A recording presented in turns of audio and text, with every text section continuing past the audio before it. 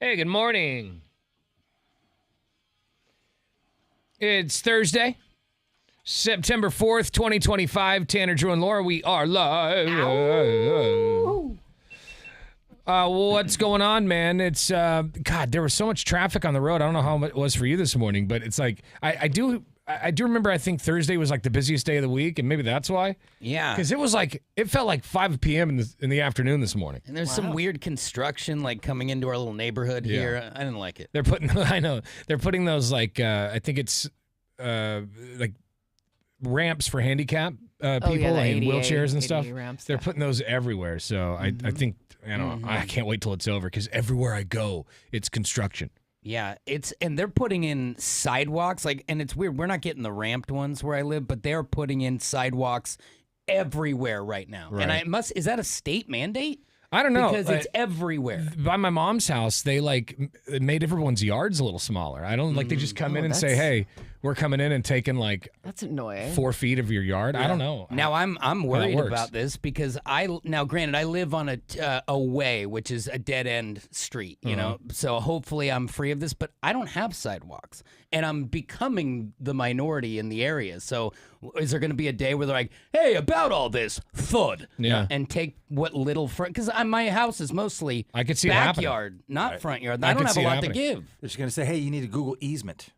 We own that first 4 feet of your yard is technically ours. I know you pay the taxes on it and stuff like that, but we're going to go ahead and rip that up for you." It is the worst deal, but you're 100% correct. Well, anyway, good luck on your journey to work this morning. It's pretty crazy. Just be safe. That's the most important thing, even if you're late, as long as you get there safely. Just get there. Right. Even though your boss might not think so. Right. Yeah. I mean, I don't practice what I preach. I mean, I was flying. I'm going to get there on time, but you take your time. I'm please get over for me, please. I mean, I was literally pulled over for blowing through a stop sign right by the radio station. Yeah, you're still blowing through that stop sign? I slowed down. Today, I bet it was you're like, I've got to give it a little effort, but I need to get there. It was a California stop, but a really good California stop. High-end California stop. From a distance, it looked like I stopped. Oh, it was this close to an Oregon stop. You could barely tell. Later on this morning, we have tickets to go see Nitro Circus Off the Rails. It's going to be at the Memorial Coliseum December 12th.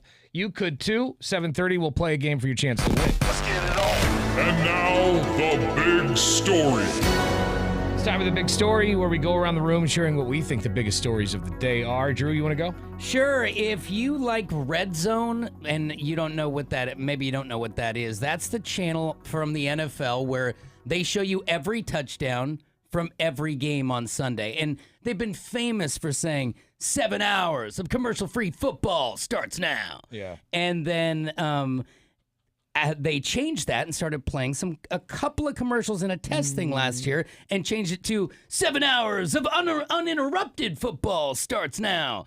Well, now they've made it official. Commercials will be part of Red Zone forever, which is weird because those of us who have it pay a specific subscription just to have those Sundays for 17 weeks or whatever. So now they say it's going to be 7 hours of Red Zone football starts now, and it will go to a double box where it will play the commercial and you'll still see the touchdown, but it'll be the Limu Emu who you hear as your favorite team scores. So I'm hoping it's limited because people are paying, but I heard the unsubscribe button has been popping off in the last 12 hours. I think they're going to change the way they do advertising. I heard yesterday that Jeep has this new feature, and I guess it's on a lot of the new models, where every time you come to a stop, there's an advertisement on your dash. And the only way to get it to stop is to keep driving, or I guess there's an X that you can just X out of things, but you have to hit that every time it comes up. Oh, well, I'll let you know next time I pick up a Jeep. Man, my 2004 is looking more sexy every day. Turn it on, drive it, turn it off. Don't you think, though, that would be considered a huge distraction? I'm hoping that's not I feel like that's I'm hoping that's not true, but that's what I heard. But doesn't that sound like the future? That's what I'm saying. Like a scrolling bar of stuff. Yeah, and you remember the movie Minority Report, and the dude walked in and they did the retina scans or whatever, and it goes, hello, John, blah blah blah. and it talks directly to you. I bet we're gonna get stuff like I mean, that. I could see something like that, but to have advertisements playing like a TV, I mean, I guess if your car is stopped, that's probably the argument for That it. is the argument. Which is still crazy though. I can't even get my I can't even like change the display on my car while driving. Yeah. I have to have it in park to do it. Right. And do you think they'll pay more for suggestive stuff like when you're on GPS and you're driving down a highway and it's like, there's a McDonald's in your right sure. in 25 Yeah. feet. Yeah. Get in Or the right pay- lane if you're hungry. Pay more for no or for no advertisements. Yeah. Oh, yeah. I'm sure. I remember having a conversation with one of our consultants back in the day, and they were all talking about it. There's going to come a day where you drive past a billboard, and as you pass that billboard, it will spit a coupon out from your car stereo. Oh, I'm my like, that's God. pretty wild. Well, I A mean, coupon. Yeah, that sounds like old Safeway behavior. Maybe that time's come and gone. I think the big story is that Frontier Airlines wants to save you a little bit of money, especially if you like spontaneous trips. They're back with their Go Wild Pass, and this time the deal is truly wild. $299 for nearly 2 years of last-minute travel. So this pass lets you hop on a domestic flight a day in advance, so it does truly have to be like spur of the moment, or international flights up to 10 days because that takes a little more planning. But they'll make you pay just a penny for the seat. Blackout dates cover a lot of major holidays and peak times, but the pass normally runs $599. So this is a pretty serious steal. Only catches some things will cost extra. It'll still cost money to check your bags and things of that nature. But if you're flexible and you like spontaneous travel, might be worth checking out. Yeah, that's pretty cool. I think the big story of the day is there was no winner last night in the Powerball jackpot, and that means it's now worth a staggering $1.7 billion, Yo. making it the fourth largest jackpot in the game's history. Now, if you win, of course, you can elect to receive the payments, which is what Laura would do. I think that's a mistake. Or you could take the lump sum of $770 million. Yeah, and we were talking interest rates. If you could find a bank that gave you a great interest rate, $600 million when you take that could be $24 million a year. So, I mean, that's why wild. That's why you see these people who live in castles because money makes money, and it's great. I mean, I spent $10, bought 5 tickets. I don't know, maybe I won $1 back. I haven't looked, but I tried to get us all, to Bermuda. Oh, thanks, Drew. All right, more on those stories online at 1059thebrew.com. You've been watching the Tanner, Drew, and Laura SpyCam video stream, powered by coffee, Jell-O shots, and depression. Please stand by. Tanner, Drew, and Laura will be back in minutes. So be patient, for f***'s sake.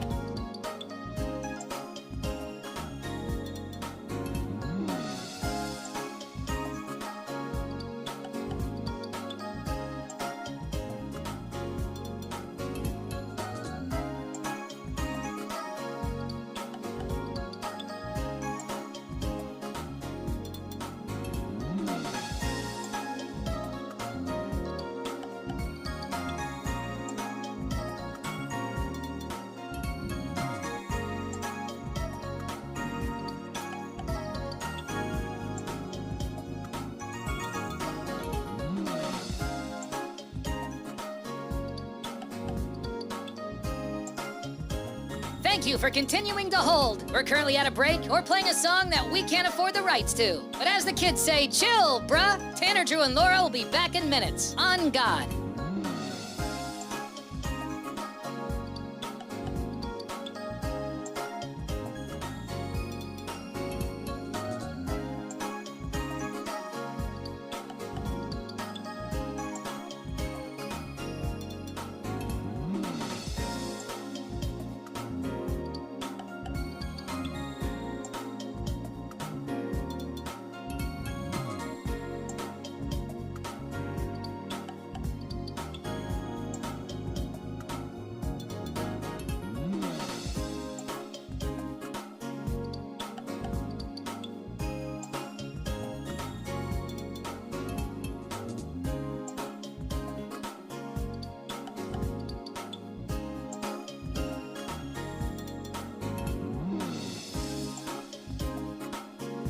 Tanner, Drew, and Laura will be back in minutes. In the meantime, follow the show on Instagram and TikTok at Tanner, Drew, and Laura.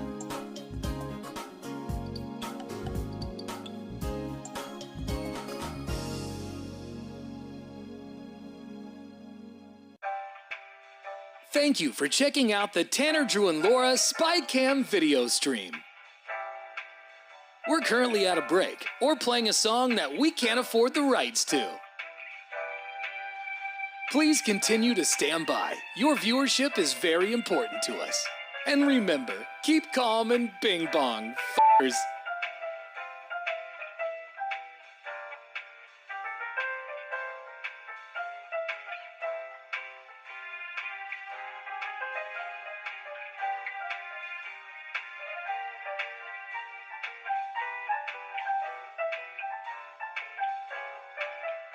Thank you for continuing to sit there like a big dum-dum. Tanner, Drew, and Laura will be back in minutes.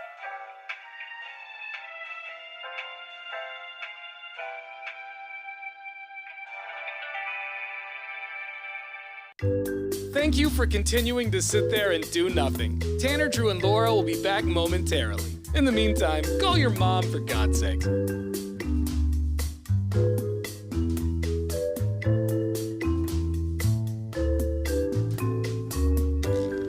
Whoa, isn't this taking forever? Tanner, Drew, and Laura will be back in minutes. Thank you for continuing to hold.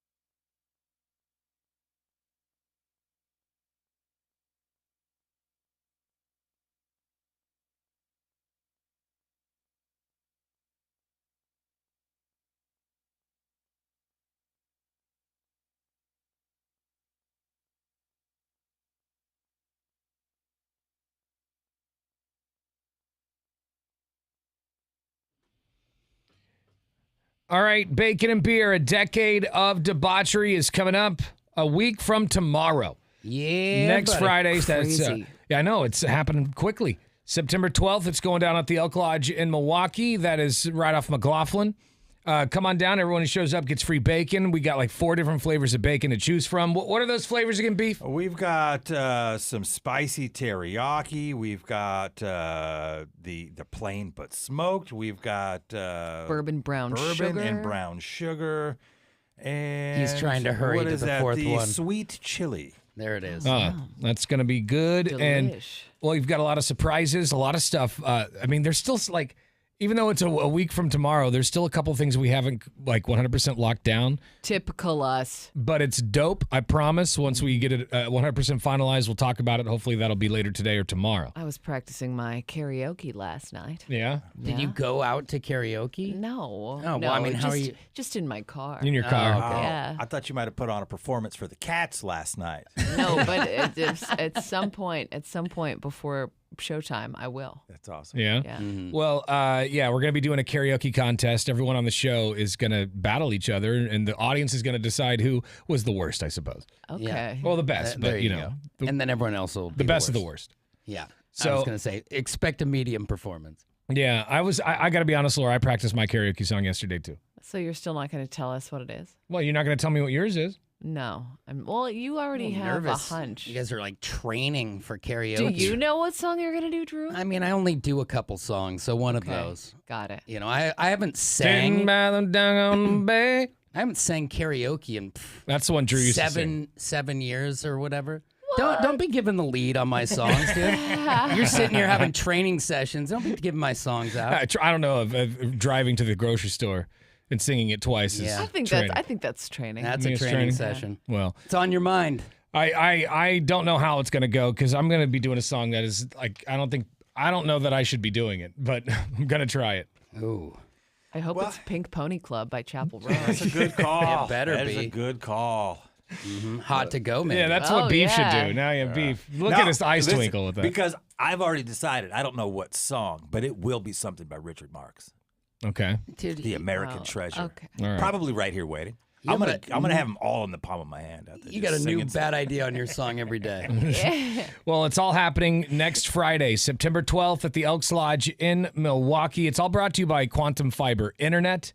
And real quick, the Elks Lodge is like we're doing a charity specifically for children with, you know, like Like vision. Vision Juvenile problems, yeah. right. So they've got the EYES program, and it's up there at the Casey Eye Institute, and they do a bunch of great work for kids. It really is cool. I was talking to a lady down the hall about it yesterday, and they do a wide variety of stuff. So it's not just like one type of operation or procedure. They really help a lot of kids. Yeah, that's good. So please come down. We're going to have a QR code to donate to this specific cause, not only on the website at 1059thebrew.com, but also there at the party. A decade of debauchery. I still can't believe we've made it 10 years with Bacon and Beer, but See if we can't Here run we it are. into the wall at this one. We're not stopping now. we'll see you next Friday. All the info at 1059thebrew.com. All right, coming up in a few minutes, Laura saw a kind of a crazy sign that I can't believe was actually posted. And we'll talk about it, and we want to know if what was mentioned in the sign is actually a thing that people are worried about. Okay. Because I've never thought about it, but I don't know. Apparently, some people have. And this is, dudes, you're going to want to hear this for sure. So Yes. make sure you're listening to this in a few minutes. Also, the best places to retire in the United States. A city here in Oregon made one of the lists. It's the best or worst places to retire in the United States. Sounds like Okay, it's a great. bad deal. So, you know, which one did we make is the question. Find all that out here in just a few minutes. Drew's got sports next. What do you have? Tonight's the night, everybody. The NFL has finally arrived. That's coming up next. You've been watching the Tanner, Drew, and Laura SpyCam video stream, powered by coffee, Jello shots, and depression. Please stand by. Tanner, Drew, and Laura will be back in minutes. So be patient for f***'s sake.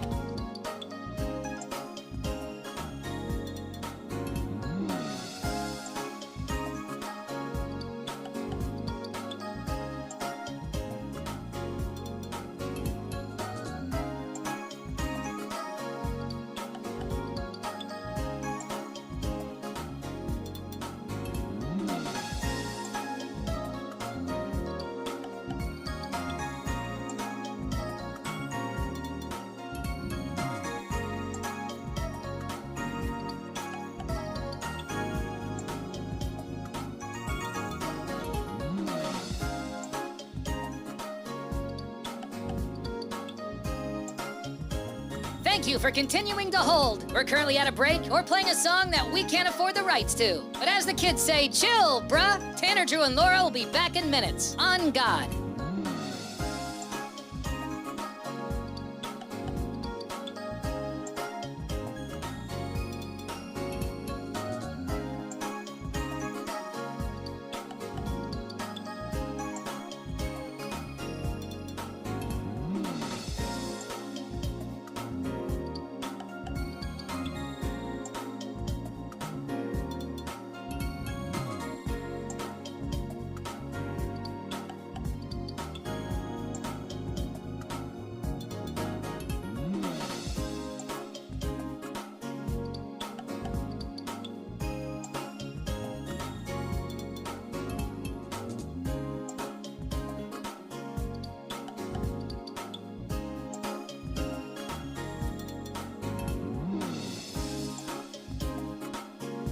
Tanner, Drew, and Laura will be back in minutes. In the meantime, follow the show on Instagram and TikTok at Tanner, Drew, and Laura.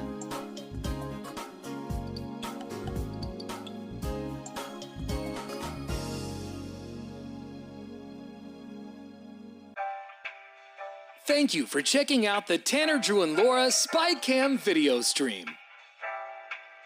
We're currently at a break or playing a song that we can't afford the rights to. Please continue to stand by. Your viewership is very important to us. And remember, keep calm and bing bong, f***ers.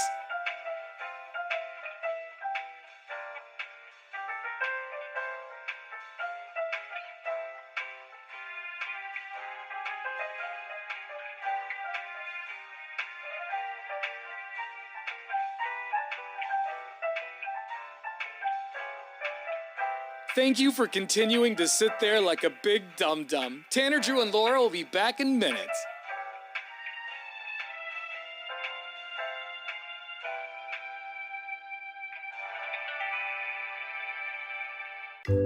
Thank you for continuing to sit there and do nothing. Tanner, Drew, and Laura will be back momentarily. In the meantime, call your mom for God's sake.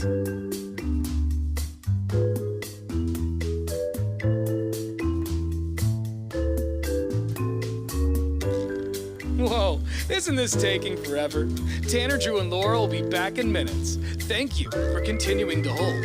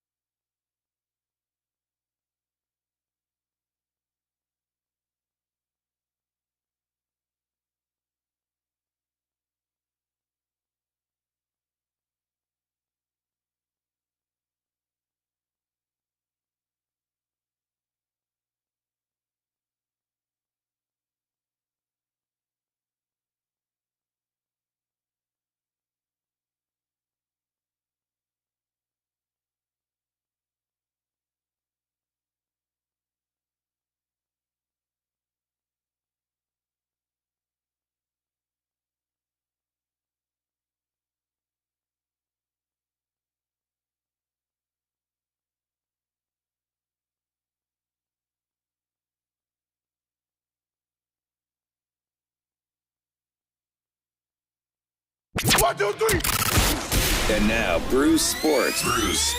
Here's Drew. Well, there was about to be a little bit more drama when the NFL kicks off tonight because it's come out that the Philadelphia Eagles made a strong push to trade for Micah Parsons, who's been the headline of the summer with the drama and the Cowboys. Now, you find that any Cowboy drama is the same thing as Laker drama, Yankee drama, even Dodger drama these days. It's clickbait stuff, but it also was the talk of the town. Now, when the Eagles did it, they thought, hey, we played this team twice a year. We can use this guy. But of course, the Cowboys weren't having it, saying there's no way they were going to send a beast like that right across the street to take it on the chin in week 1, which all goes down tonight. Now, it's going to be on NBC and Peacock, so if you've got either of those, you're dialed in. A 5:20 kick, and the Cowboys are facing a bit of an uphill climb as they're an underdog by 8.5 in this one. I'm having a little bit of trouble figuring out where to lay the cash here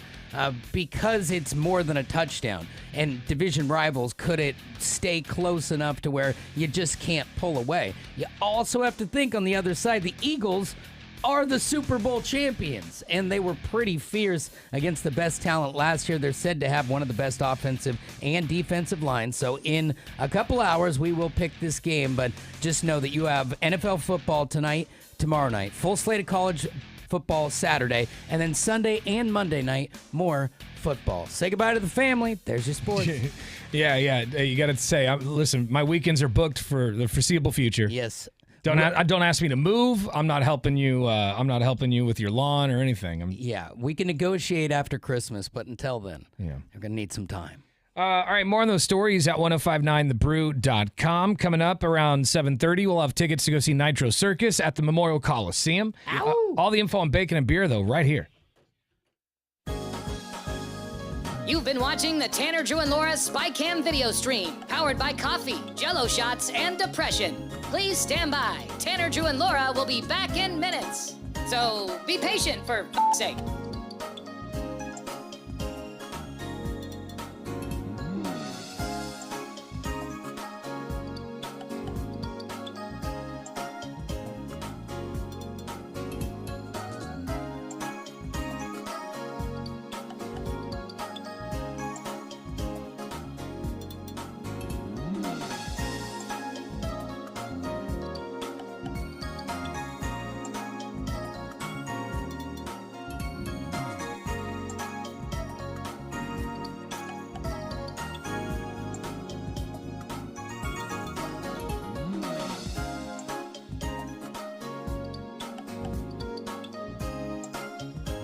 Thank you for continuing to hold. We're currently at a break or playing a song that we can't afford the rights to. But as the kids say, chill, bruh. Tanner, Drew, and Laura will be back in minutes. On God.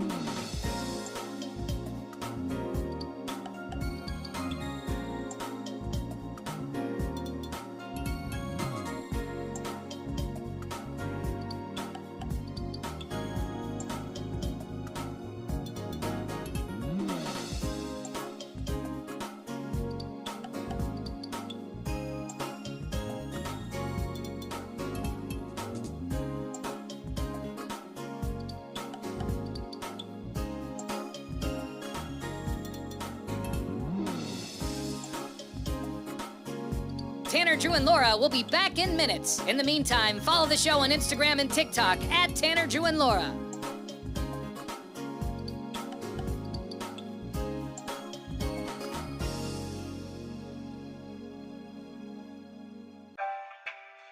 Thank you for checking out the Tanner, Drew, and Laura SpyCam video stream. We're currently at a break or playing a song that we can't afford the rights to. Please continue to stand by. Your viewership is very important to us. And remember, keep calm and bing bong, f***ers.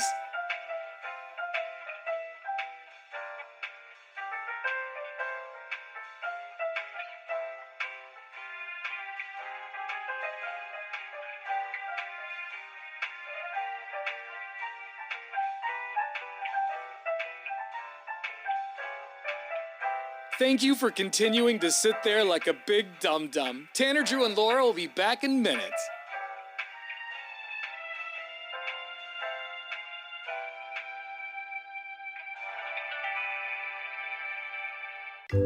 Thank you for continuing to sit there and do nothing. Tanner, Drew, and Laura will be back momentarily. In the meantime, call your mom for God's sake.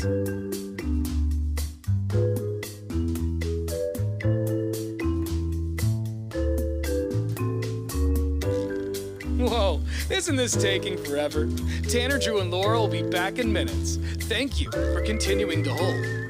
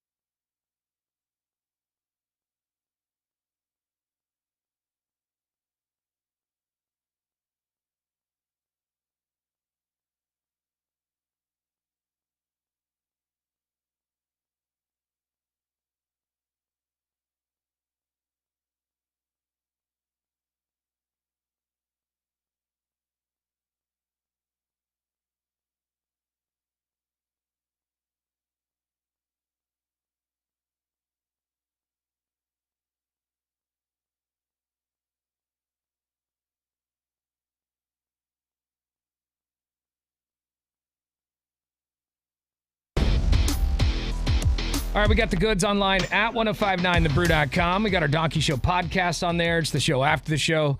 Go check that out when you get a chance. Also, guys, I think we're getting further and further away from the possibility that Metallica could be the halftime performer for the Super Bowl. Oh, yeah. I mean, Metallica's expressed interest in it. I think that would be great to have Metallica out there. Everyone loves Metallica. When you go to a Metallica show, like when they were here at the Moda, you see people of all ages there. You know, people bringing their kids to Metallica. There's plenty of ladies that like Metallica. Yeah. I just feel like it would be perfect, and you can bring out Ludacris or whatever if you want. If you need to scratch that right. itch. But I think we're getting further away from it. Someone asked Roger Goodell about the possibility that Taylor Swift could be performing at the Super Bowl, which seems almost like a slam dunk at this point. Well, and wouldn't it be so their finish line would be Chiefs in a Super Bowl with her playing halftime? Yeah. Well, here's Roger.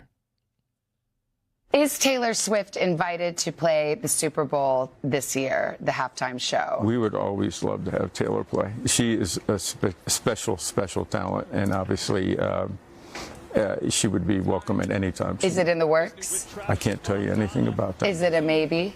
It's a maybe. Okay. Okay. We'll take a maybe. It's a maybe. Okay. At what point can we expect the decision to be announced? I'm waiting on my friend Jay-Z to be able to help me with that one. It's in his hands. I'm waiting for the smoke to come out. So, Okay. Yeah. Okay, good. But you're a Swiftie.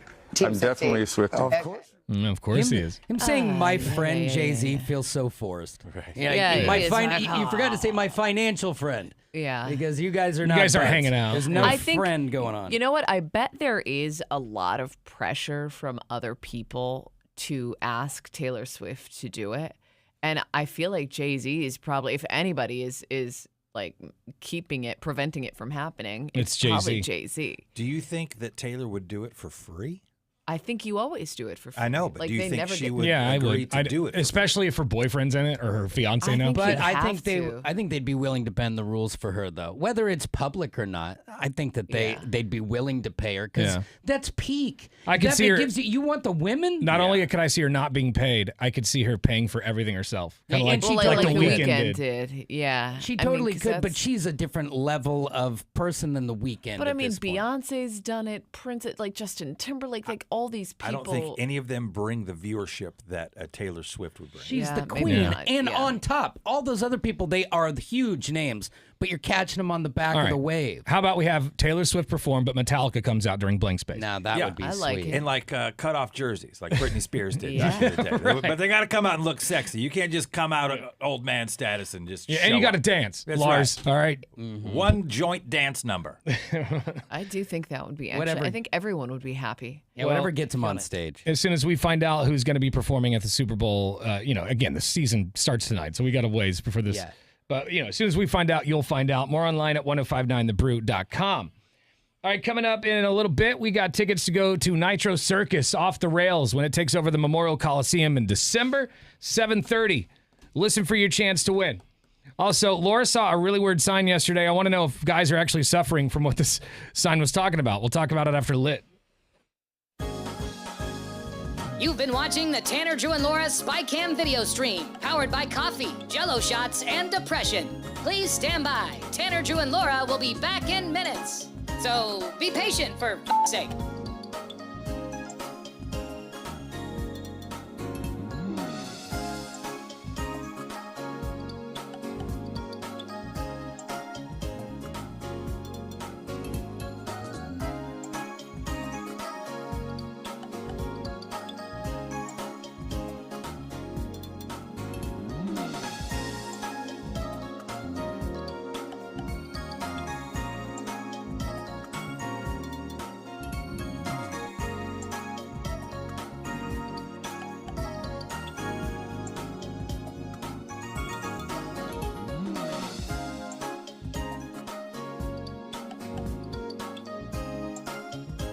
Thank you for continuing to hold. We're currently at a break or playing a song that we can't afford the rights to. But as the kids say, chill, bruh. Tanner, Drew, and Laura will be back in minutes. On God.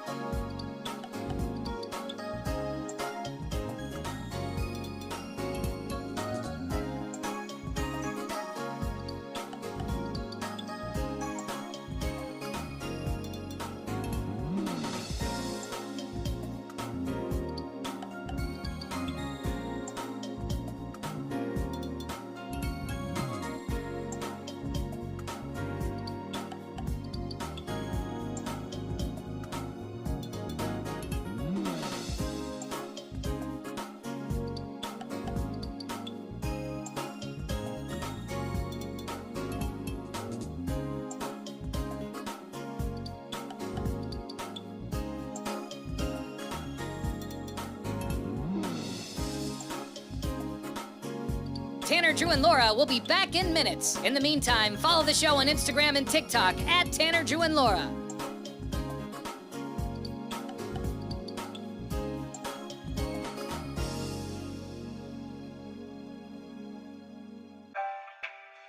Thank you for checking out the Tanner, Drew, and Laura SpyCam video stream.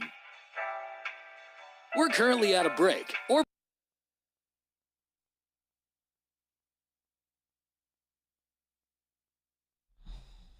Bacon and Beer, a decade of debauchery. It's coming up a week from tomorrow. September 12th, we'll be taking over the Elks Lodge in Milwaukee. On McLaughlin, we'll be there from 6 to 10 a.m., broadcasting live. Everybody who shows up gets free bacon. We get a lot of it. And so a lot of prizes, a lot of surprises, a karaoke contest, a metal scream contest. Yeah. George the Tarantula? That's not happening. I'm over the spiders, dude. Honestly. Yeah, it sounds like you don't have a choice, though, because somebody was He just said he was going to sneak upon you. No, seriously. Like, don't put any spiders on I know. me. you I'm like not to- joking. There's enough stress doing a show like live on scene, and the whole time you're looking for an attacker.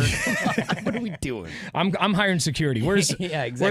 Where's Couple of Pew big Boy bo- security? I was going to say we could just get Pew Boy. He could rescue you. No, I don't want him. I want a security. Yeah, he always comes with a detail. He actually showed up to our event once with like 4 massive full dudes. squad. That's true. They were chill, though. And Yeah, they they're look very like cool. They could wreck heads. So anyway, we'll see you next Friday at Bacon and Beer, a decade of debauchery. It's all brought to you by Quantum Fiber Internet, and gang gang. I don't think that's their. Gang, gang. I don't think that's their tagline. It's not yet. It is now. but Quantum Fiber Internet, gang gang.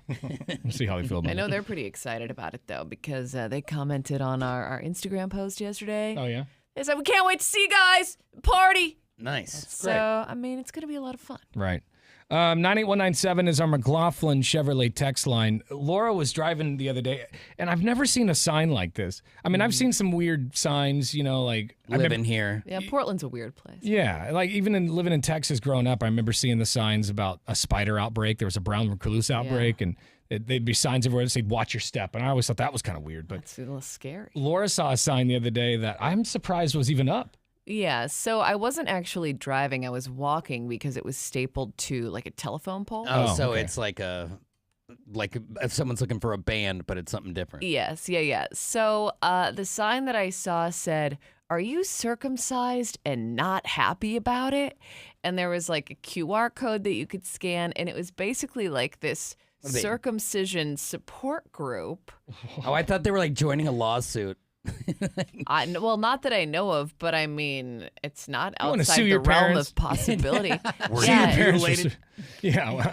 Were you mutilated as a baby? It's time to sue your parents. But I Call. mean, that's the general idea, right? It's like when you're an infant, you can't consent to having an actual part of your body cut off. Right. But You're also I'd lucky not to never- remember such a thing. Yeah, true. I was 9. Yeah. Also, I've seen some adult films where dudes aren't circumcised, and I'm glad I went through that because that it looks like one of those I would pronto agree. pups. Or, So what are they mad about? What are they called? I don't get. Pronto. Pronto. Okay, pup. yeah, It looks yeah. like Corn a dog. corn dog. But I mean, whatever. What are they? I'm What not are they? gonna touch What's that, the? but, What would they be angry about? I don't understand why they're angry. like if you wanted your foreskin and Oh, you you didn't just have wanted it to anymore. be- So Yeah, so it's like a support group where you can go. Is that actually? Did you? Oh, you should have grabbed a I number. I didn't. I think it was just a QR code, which at that point I was Walk like, I'm back not gonna. by. Yeah, go. I mean, it's probably QR. still there. Get that QR code because I mean, are there guys out there that really need to be in a support group because they were circumcised? Is that actually a thing? And I I was feel like there's Apparently 5 it is. people at that. I was wondering if it is the fact that it happened without, their consent because they were obviously infants, or are they angry that doctors did a bad job? I So mean, that's that the could, other because bad I've circumcision. certainly Came out seen like a some Spanish botched- helmet or a Tom Brady Yeah. turtleneck. Man, it looks like a melting candle. Hold on, you've seen some botched ones like in person? Yeah, I mean, well, not like terribly like, oh my god, but like definitely like, oh, it is. I mean, it is kind of a weird thing Well, if you think think about about it. It's like, Think about with women. If you've been with more than one woman, they don't look the same as I the know, next one. They everybody's- all look different. everybody's It's like, got what's a different. that? What's Everybody's that? got a Oh, man, different what is thing that? going on. Yeah. You got to get used to that. I just can't believe that there's support groups out there. I didn't realize that that was a thing people were upset about. But I want to hear from people that kind of understand where the sign is coming from. And I think maybe 866-445-1059. I think maybe part of it too is like it's kind of the same people in the realm of like who are going to like trans support groups and things of that nature. Do you remember exactly? I think it all kind of falls into that same. Do you remember exactly what the sign said? I just remember in big bold print it said, "Are you circumcised and not happy about it?" Grab and a number. That was the headline. Oh, it had a QR code. So they built out an actual QR code. Oh, there's a website. Let's go to the phones. It's Tanner, Drew, and Laura. Good morning. Hey, how's it going? Hey, man. So my stepson's baby daddy, he was circumcised. I was circumcised. Pretty much everybody I know was circumcised. But he did not want his son to be circumcised because he thinks that's why he has a small penis, is that he got circumcised. Why would that have anything? You come from a long line of small weenies, sir, is what you need to put on his I think it's hilarious. I think it's the funniest thing. He's like, well, that's why I'm small, is because I got circumcised. No, bro, I'm like, you're nah, small because bro, you're small. You're just small. That wouldn't have changed anything. Well, and the I've fact got that their buddy says that, and then you have to tell him like, nah, dude. Yeah. Yeah, You're and just like, small. yeah, that's a really That was strange his theory. logic as to why he did not want his son to be circumcised. not like it because adds He didn't that want him to much. have a small penis. No, it just that doesn't pen. Okay. The math doesn't work. It's All right. so funny. That doesn't peen you. Needless to It say, does he's not not pain. the smartest guy in the world. So All right, dude. Well, thanks. So you said you're circumcised. Yeah, I am. Are you, Beefwater? Yeah. Are you, Drew? Yeah. Everyone is. It's very. I think It's that very there's commonplace. but there is. You've heard In the about United where States, people don't have feeling down there because of botched Yeah, behavior. I've heard it's like much more sensitive if Wow. you're not. All right, thanks, man. Appreciate the call. But then again, I yeah, thanks, guys. have no idea. We got some talkback messages coming through our iHeartRadio app. Is it really a thing where there are a group of guys that are upset that they got circumcised? Because apparently there's a group out there, a support group I for think it. this is actually a very controversial topic. I think there's a lot of opinion on this, Yeah. and it's a battle between parents. It's a battle between culture. It's a thing. Only like less than half of the Earth. Yeah. Let's listen to some talkback messages we got through our iHeartRadio app. I don't know if you could say this on the radio or not, but I am definitely Team Swifty. Just saying, like, let's go Stiffies. Swifties. I don't know what he's saying. He's but- talking about He's talking Taylor about Swift and how playing he's the just Super gonna Bowl perv halftime out show. at halftime. Accidentally dovetailed into the topic, though. Yeah. yeah, it kind of did. Yeah, at first I was like, oh, yeah, this is. No, it's not. Okay. All right, 98197 is our McLaughlin Chevrolet text line. You can also shoot us a talkback message through our iHeartRadio app. Is this a thing? Are people really upset that they were circumcised and need a support group? More of your calls coming up in a few minutes. Also, we still have Nitro Circus tickets today. We'll have those for you here in about 20 minutes. We are commercial free. It's Tanner, Drew, and Laura on The Brew. You've been watching the Tanner, Drew, and Laura SpyCam video stream, powered by coffee, Jell-O shots, and depression. Please stand by. Tanner, Drew, and Laura will be back in minutes. So be patient, for f***'s sake.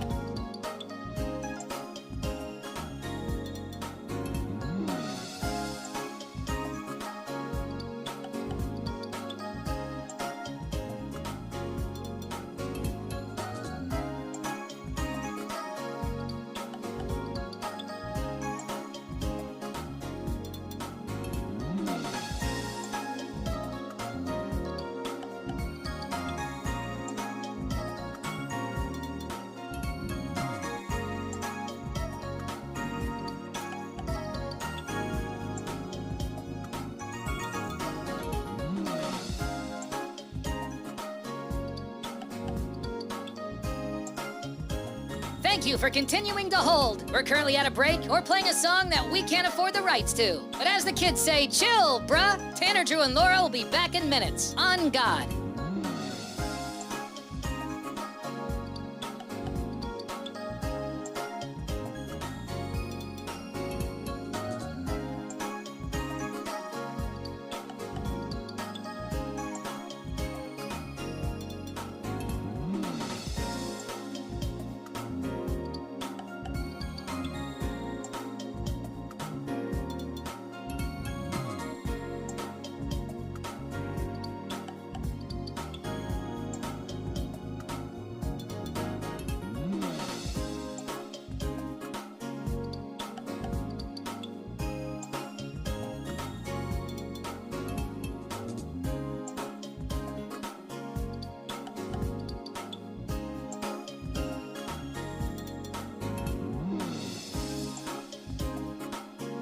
Tanner, Drew, and Laura will be back in minutes. In the meantime, follow the show on Instagram and TikTok at Tanner, Drew, and Laura.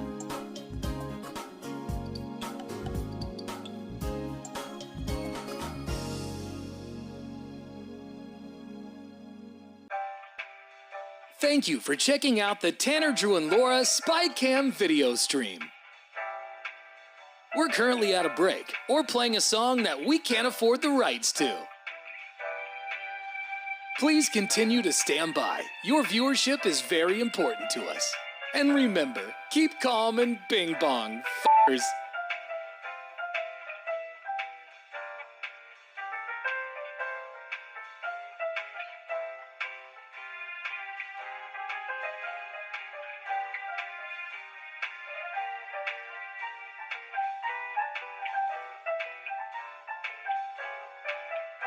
Thank you for continuing to sit there like a big dum-dum. Tanner, Drew, and Laura will be back in minutes.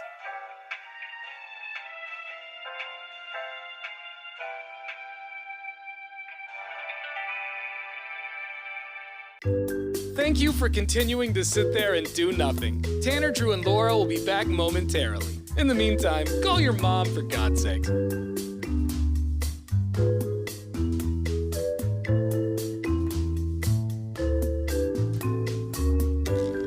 Whoa, isn't this taking forever?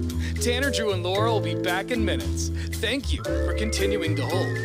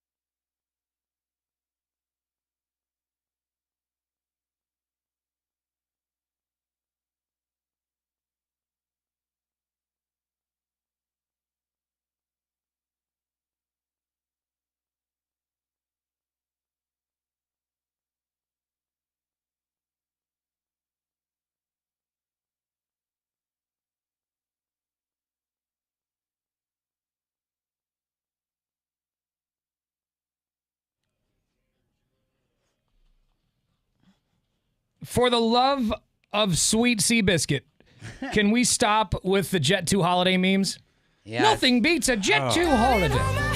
Nothing beats a Jet 2 holiday. Shut up! And right now, you can save £50. It's on every single video. It's literally every other video in my Instagram. Yesterday, I was never see these. I've seen maybe like one or two of them. I was so frustrated yesterday. I opened up Instagram. It's the first video I see. Nothing beats a Jet 2 holiday. I got frustrated, closed Instagram, opened up TikTok. That was the first video I saw on TikTok. And the sad thing is, those things, because you're flooded with them, ruin everything good. The first 5 of those you saw a month ago were hilarious. Yes. But now you're just so exhausted from it. And they're putting it on everything. Like somebody falls down in a grocery store. Nothing beats a Jet. That's not what it's supposed to be meant for.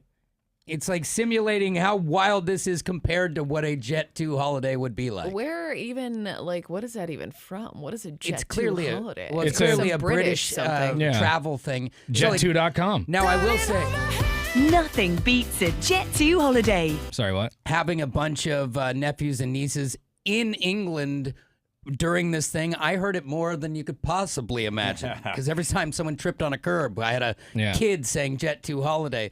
It's just everything gets ruined. Yeah, we don't have to do the same thing over and over again. What are you, a Marvel movie? Can we be?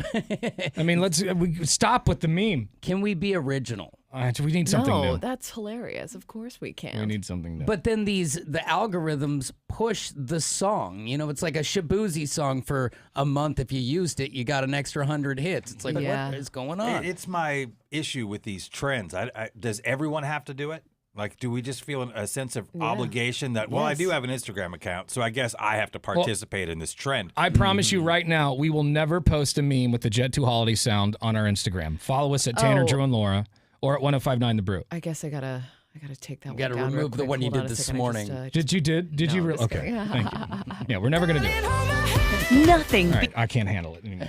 98197, that's our McLaughlin Chevrolet text line. A list came out listing the top 10 best places to retire in the United States and the top 10 worst places to retire in the United States. Ruh-roh. And a city in Oregon made one of the lists. One of them. Which is sad because I feel like it's going to be a bad list. I just have a feeling. We made the bad list. Oh, no. Yeah, we made the bad list. Darn it. I don't know why we're applauding that.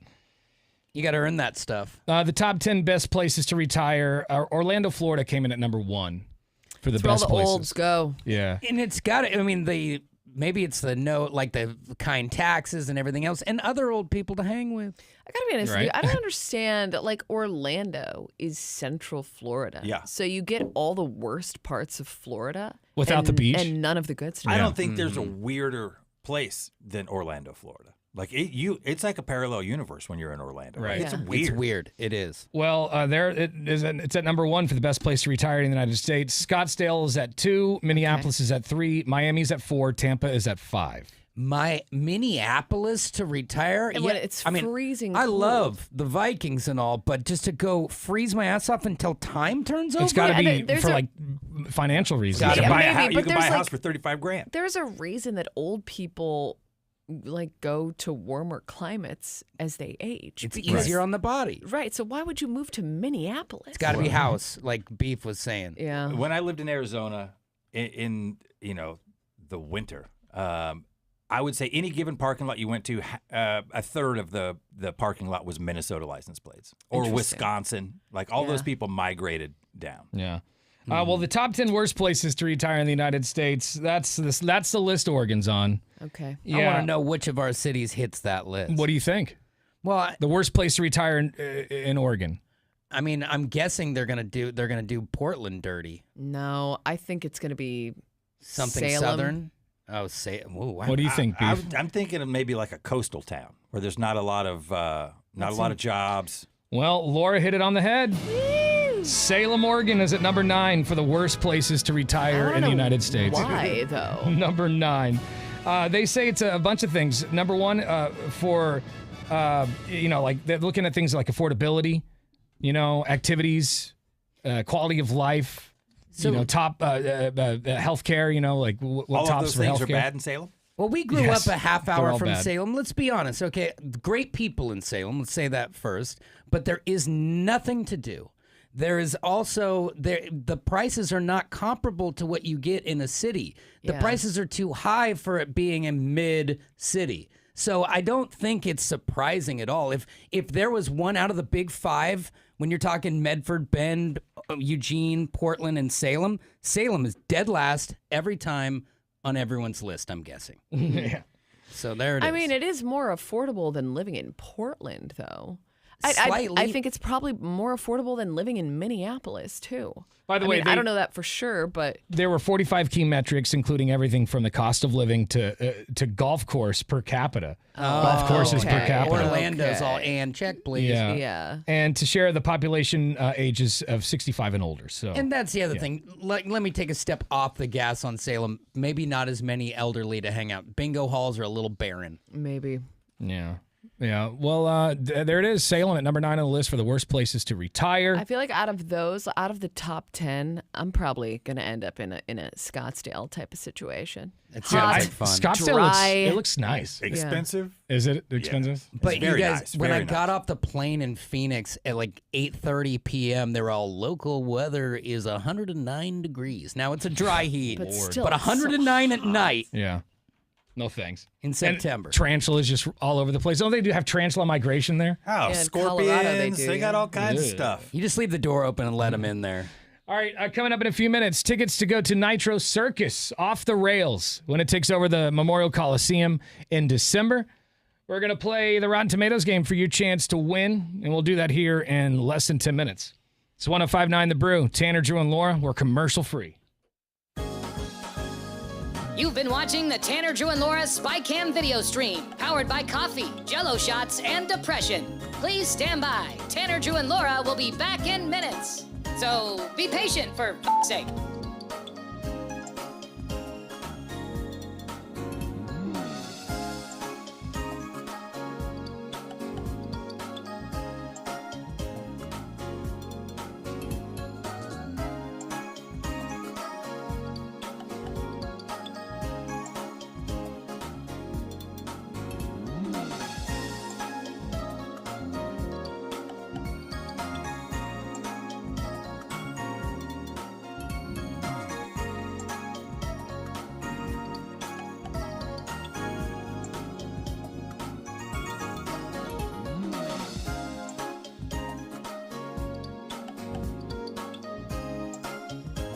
Thank you for continuing to hold. We're currently at a break or playing a song that we can't afford the rights to. But as the kids say, chill, bruh. Tanner, Drew, and Laura will be back in minutes. On God.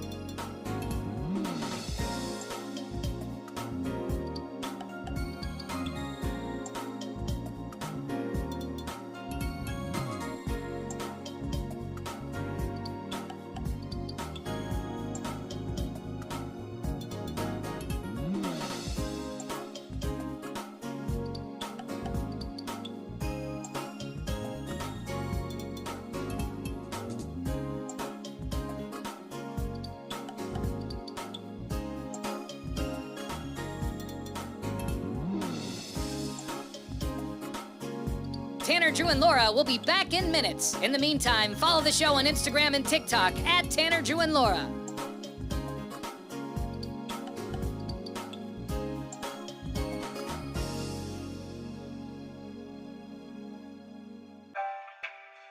Thank you for checking out the Tanner, Drew, and Laura SpyCam video stream. We're currently at a break or playing a song that we can't afford the rights to. Please continue to stand by. Your viewership is very important to us. And remember, keep calm and bing bong, f***ers.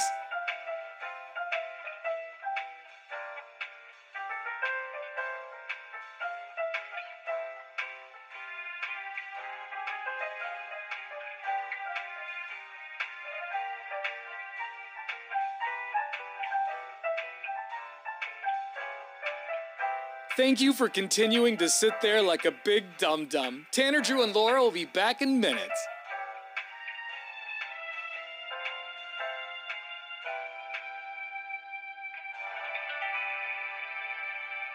Thank you for continuing to sit there and do nothing. Tanner, Drew, and Laura. Portland's Rock Station, 105.9 The Brew. It's Tanner, Drew, and Laura. Coming up next, we're going to play the Rotten Tomatoes game for your chance at Nitro Circus tickets. We're looking for callers 10 and 11 right now. 866-445-1059. We'll play right after Green Day. It's 105.9 The Brew. You've been watching the Tanner, Drew, and Laura SpyCam video stream, powered by coffee, Jello shots, and depression. Please stand by. Tanner, Drew, and Laura will be back in minutes. So be patient, for f***'s sake.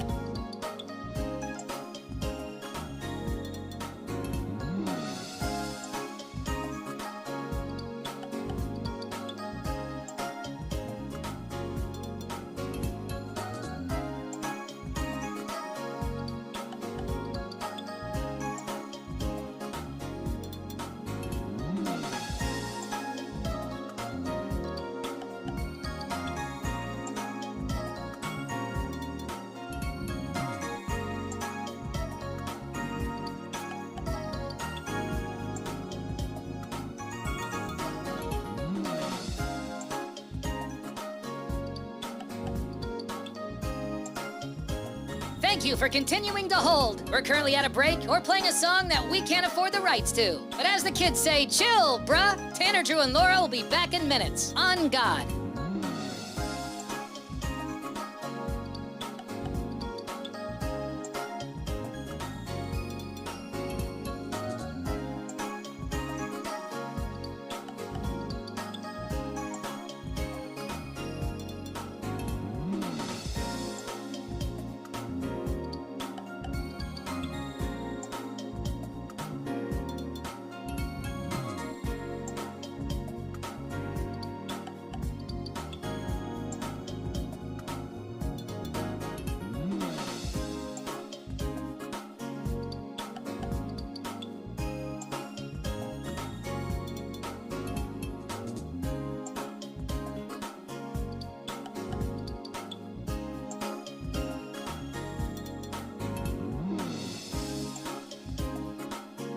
Tanner, Drew, and Laura will be back in minutes. In the meantime, follow the show on Instagram and TikTok at Tanner, Drew, and Laura.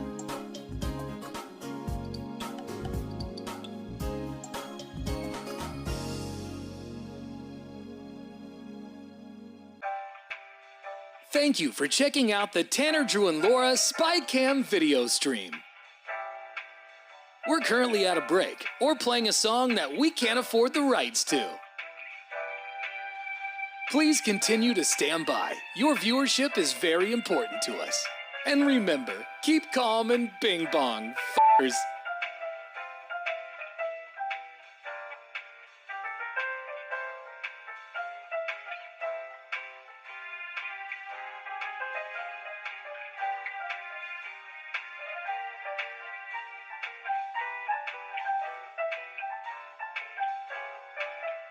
Thank you for continuing to sit there like a big dum-dum. Tanner, Drew, and Laura will be back in minutes.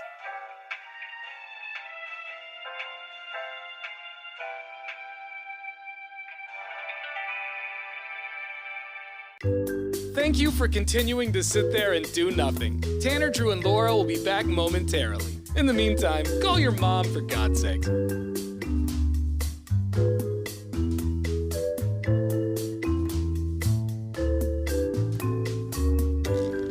Whoa, isn't this taking forever? Tanner, Drew, and Laura will be back in minutes. Thank you for continuing to hold.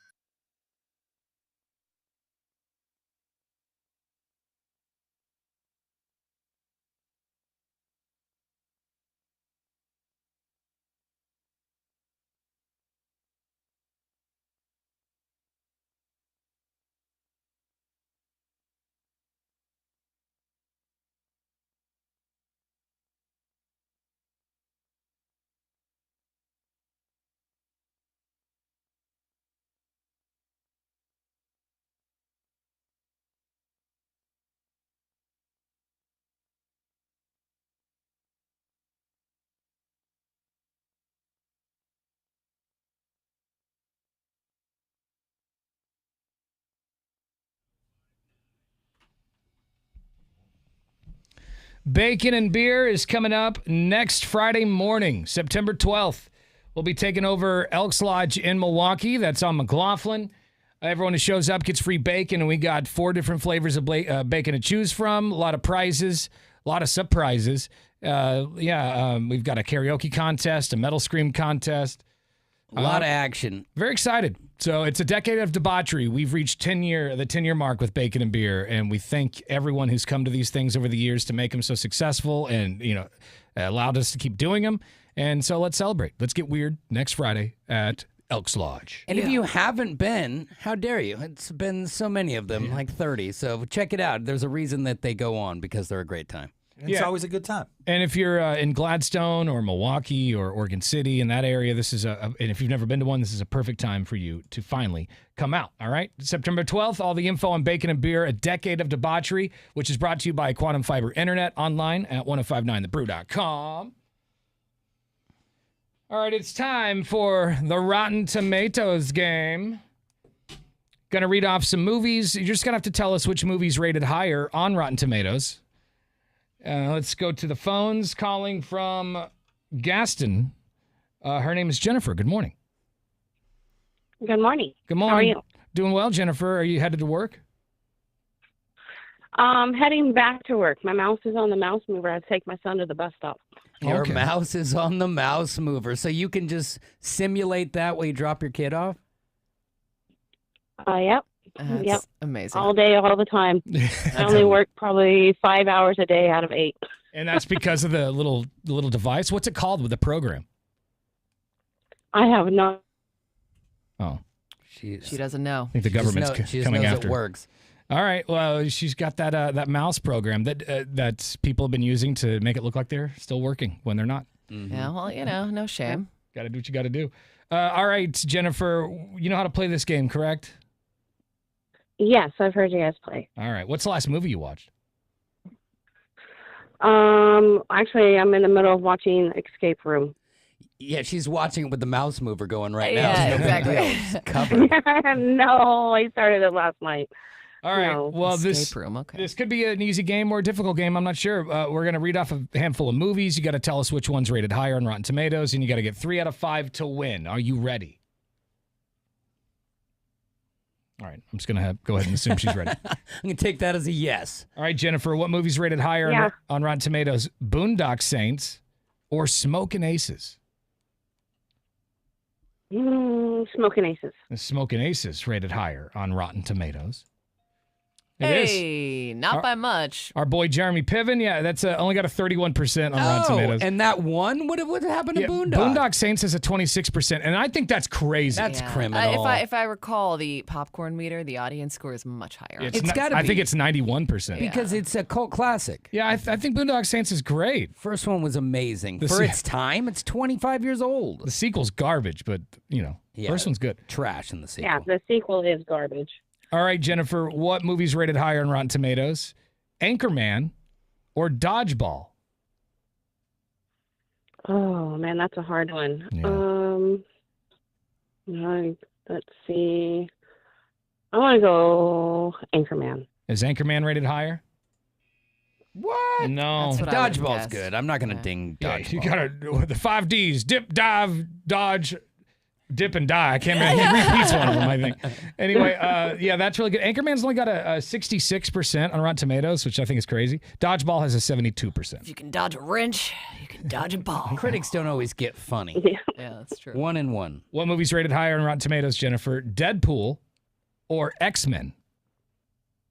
Oh, I'm going to have to go Deadpool all the way. Yeah. Not by much either. Deadpool's 85%, X-Men 82%. Ooh. Get some 2 and 1. Oh, here's some good movies. What movie's rated higher, Jennifer? Saturday Night Fever or Dirty Dancing? Ooh. I don't know. I think Dirty Dancing is more just like for girls, so let's go Saturday Night Fever. Good call. Nice one. That's it. She going to win already? Look at that. Woohoo! Yeah, Saturday Night Fever's got an 82%. Dirty Dancing, only 72%. Surprises me. My mom loved that movie when we were kids. Don't touch my hair. We all paused that frame with Patrick Swayze getting out of bed. Don't joke me. Oh, is Come there? on. Does he show like a little peen in there? I don't know about that. I think it was just his sexy body. Oh, is it just his body, or Yeah, is it? I've They never already seen the show movie. his ween. Because Bruce Willis, there's a little bit of peen in Pulp Fiction of Bruce Willis. There's a little Bruce Willis peen? Yeah, it's in Pulp. He's when he's in the hotel room with that girl who likes blueberry pancakes. Whose motorcycle is It's this? Yeah, it's that the girl. screensaver on my phone. Who's that? Bruce He Willis's has the peen? poof. Okay. Laura's locked in now. It's like, I can't do the rest of the show. All right, hang on the phone, Jennifer. You're going to Nitro Circus, which is taking over the Moda Center in December. Or sorry, Memorial Coliseum. Sweet. Same corridor, you'll find it. Same parking lot. You're fine. Mm-hmm. All right, so we'll have more tickets coming up tomorrow. I want to play you this clip real fast. You guys know I love weird preacher stuff, right? Yes. Yeah. I love church fails where they maybe slip up and curse on accident, or Yeah. the other day that guy talking about cocaine. Their actual personality slips in. Not that I'd ever do cocaine, but Right. Allegedly. This guy is just begging for cash, and he's asking for every person in his church to donate a lot of money. See, that's the part that's tough for me, is like when they really put the screws on the families. Yeah, listen to listen to this. Everybody say day of giving. And in the day of giving, unlike our sacrificial Sunday, I'm asking everyone to give a particular amount. And that amount is $1,000. But we've changed it from just day of giving to day of giving plus one. And what that means is that we want you as a member of Perfecting Church to sow $1,000. But then we want you to get under the burden and ask your coworkers, businesses in your community, people that you do work with, your family, your friends, tell them to give, and we want you to come with your $1,000 plus another $1,000. wow. What? That's it. Daddy needs a new Range Rover. One extra $1,000. Do a lot of families just have $2,000 liquid to just throw around? I mean, sure, that I is think so. just for this week before we get back to Sacrificial Sunday. I mean, if you love the Lord. It just blows my mind that they think they can put just a pretty piano behind it, and I their know. begging is okay. Yeah, so spoke soft. Yeah, speak soft. It's just like panhandling, but you're in a church. If you don't want to burn in a fiery pit of hell, and you wanna live up in a cuddly heaven space, just dig down into the depths of your kid's college fund. Get to the bottom of the food budget. Grab everything you got and throw it in that basket.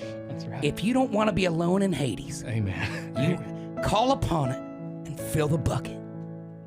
Fill that bucket. Fill the bucket Can we to turn up the avoid piano a little bit? The bucket's looking a little empty. eternal damnation. Did I remind you that it's going to be hot down there? There's going to be a fiery devil rash Hey, man. on the inside of your thighs. Oh, The guilt trips that they give people, It's know, a lot. That's criminal. what they're doing. They guilt trip you into giving money that you don't have. I was thinking about it too. Like when I was younger, it was always you tithe 10%, which is it's already a pretty decent amount of what you make every paycheck. 10%, $1,000. Honestly, if you gave 10 out of a lot of people, they would not survive. Right. 10% of your life? And these preachers fly around on jets. Yeah, and You know. they not a care in the world, praying over buckets of your wishes, not yours in particular. Yeah. Give me a break. Kenneth Copeland's one of the worst ones, and that other guy is Kenneth Copeland. He's like a bigger dude who honestly kind of looks like the guy that they portrayed Daddy from. I was going to Righteous say Gemstones. that clip felt very Righteous Gemstones. Yeah. Kenneth Copeland and he's the wind and water guy, right? Oh my God. And this guy is like basically encouraging, if you don't have the money, like maybe you just sell your car and give us the money. If you don't have that, maybe you could just go, I don't know, take somebody's identity. Just whatever you do, show up here next week. Yeah. 2K. Yeah, because God will provide. From the state of Washington. To the state of Maine. From Southern California. To Brownsville, Texas. And the tip of Florida. And wherever else in the world it's needed. When Almighty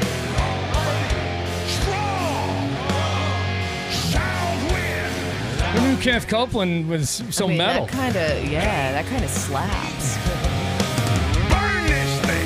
Burn this thing. Also, All it right. sounds like there's 3 people in the congregation. They're like, Southern California. I think it is. It's Man. during COVID. So everything was shut down and they were just streaming on the internet.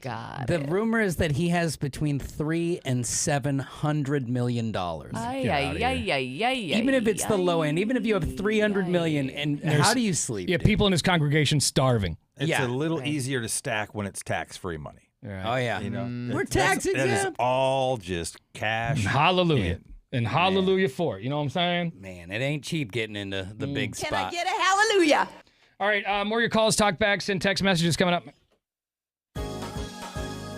You've been watching the Tanner, Drew, and Laura SpyCam video stream, powered by coffee, Jello shots, and depression. Please stand by. Tanner, Drew, and Laura will be back in minutes.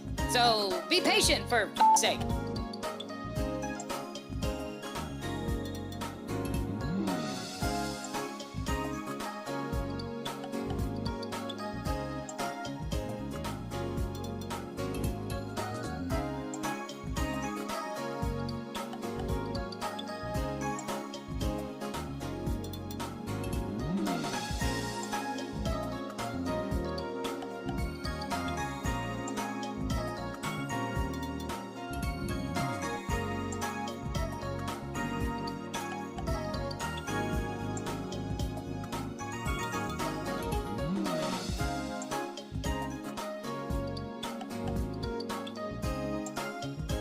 Thank you for continuing to hold. We're currently at a break or playing a song that we can't afford the rights to. But as the kids say, chill, bruh. Tanner, Drew, and Laura will be back in minutes. On God.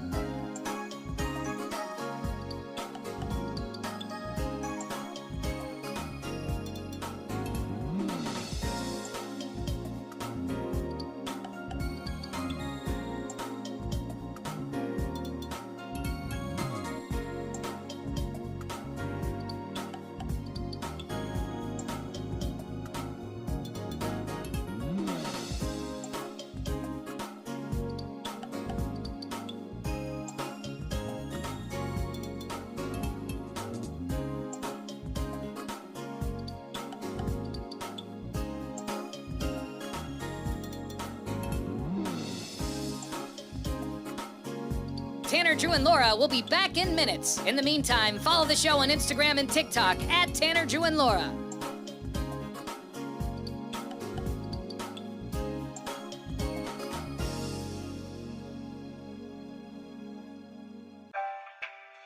Thank you for checking out the Tanner, Drew, and Laura SpyCam video stream. We're currently at a break or playing a song that we can't afford the rights to. Please continue to stand by. Your viewership is very important to us. And remember, keep calm and bing bong, f***ers.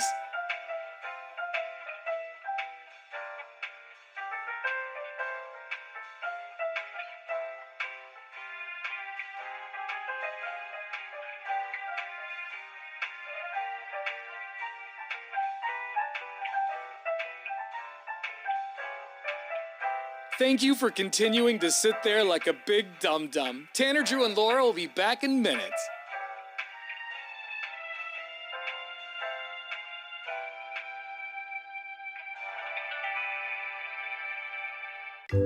Thank you for continuing to sit there and do nothing. Tanner, Drew, and Laura will be back momentarily. In the meantime, call your mom for God's sake.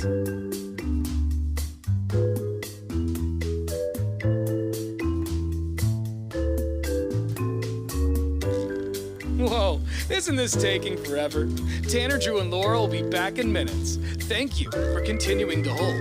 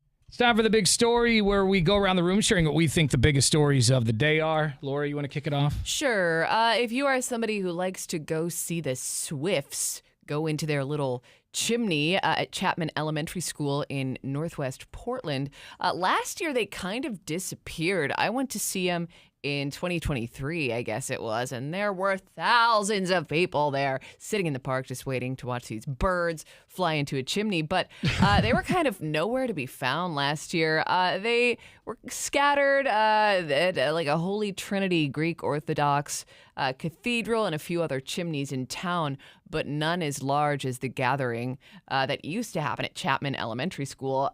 Bird Alliance of Oregon says the Swifts' habits can change suddenly, making this year's Swift Watch a little unpredictable. It's supposed Too many to people. happen. You people flooded the area and freaked them out. Well, and I it couldn't have been that because there was always like a hawk that like stood on the chimney and they would just like pick off the Swifts as they were like flying into the chimney. So I don't know. But if you're looking for the Swifts this year, they might be hard to find. So just keep an eye out. Maybe if they're sparse for a while, the crowds will die down. You might actually get to see the thing. That's true. Go out there and just, get some buckshot. Do a little bit of hunting. Boom! Got one! Laura's not happy. The big story to me, if you're not happy now, Laura, you're going to be extra not happy. And same with you, Tanner, because this is a bummer. Powell's Books is laying off employees, 18 of them is the total cut, with cuts happening in July and August. And then again this week, a company spokesperson says that most of the positions were management and business operations, but the community members are voicing a serious concern, saying that this bookstore is a cultural staple and vital to Portland's identity. Now, this is all part of the move away from books and things going digital. So I hope that it's not a thing. But that look scares at the me when they cut that many people, because I don't know if you go to Pal's Books now, the line sometimes is so damn long. Mm-hmm. I was there on a Saturday this a couple weeks ago, and it was the one in Beaverton, and the line went almost outside of the store into the mall area. Yeah. Instead, it wrapped around, but it could have gone into the mall area. So it wrapped around, but it must have been a 30-minute wait. Well, yeah, and which is going to only get worse. And like you said, I mean, it's a staple. It's a huge tourist attraction. It is, but so did they still have? There's Powell's, and then next door is where they store all the books. They had like that big depository. They have their warehouse is in like Slabtown. It's in Northwest Portland. Okay, well, so wherever it's still those out things there. are, that costs money to For store sure. all that. So Yeah. I hope Powell's can pivot. Yeah, I can smell it right now. In my head, I can smell Pal's. It smells like books and coffee. It makes me want to love it. poop every time I walk in there. I think the big story of the day is OpenAI and Meta are adjusting features for teens, which is probably a good idea. I just saw a meme this morning that said, "Can you imagine graduating without ChatGPT?" Oh my God! Yeah, they're gonna be illiterate. Yeah, that's what's scary. So it looks like OpenAI and Meta will adjust their chatbot features to better respond to teens in crisis. According to an OpenAI blog post, the tech company recently introduced a real-time router that can choose between efficient chat models and reasoning models based on the conversation's context. The new measures come after a 16-year-old in California died by suicide after conversing with OpenAI's ChatGPT. It's not a replacement for friends and socialization. It's not. But people are using it. Like I remember Sam Altman, the guy who runs OpenAI, saying, we see all the data, and kids are talking to this thing and using it as a friend instead of real people. Yeah. Because dude, it's awesome. I use ChatGPT every once in a while, and It's cool. It when talks to you use like it, a person. You use it the right way, but it's also sketchy. Yeah, just hold on to a couple friends as well, and everything will be Yeah, fine. go outside, touch some grass. no, you're asking You're too asking much of yeah, people. yeah. All the way outside, both feet. Yep. More on those stories online at 1059thebrew.com. Coming up next, we want to know, have you ever botched a job interview? Whoops. Maybe you're a little nervous. Every time you open your mouth, you just put your foot in it. Your calls after Twisted Sister on the Brew. You've been watching the Tanner, Drew, and Laura SpyCam video stream, powered by coffee, Jell-O shots, and depression. Please stand by. Tanner, Drew, and Laura will be back in minutes. So be patient, for f***'s sake.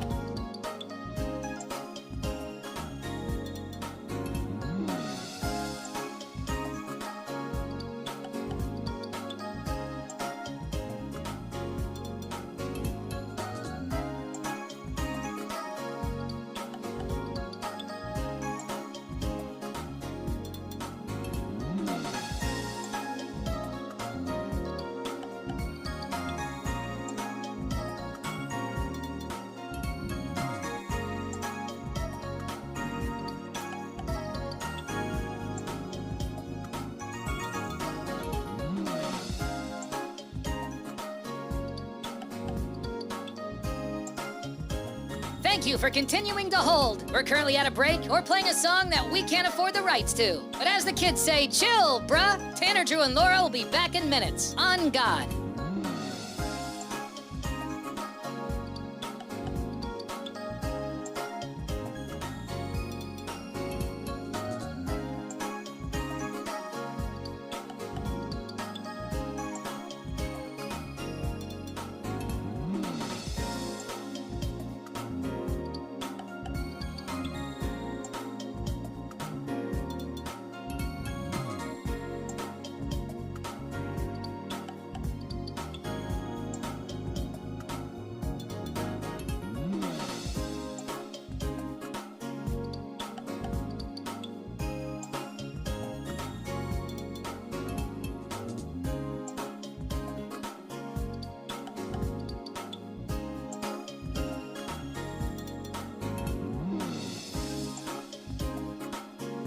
Tanner, Drew, and Laura will be back in minutes. In the meantime, follow the show on Instagram and TikTok at Tanner, Drew, and Laura.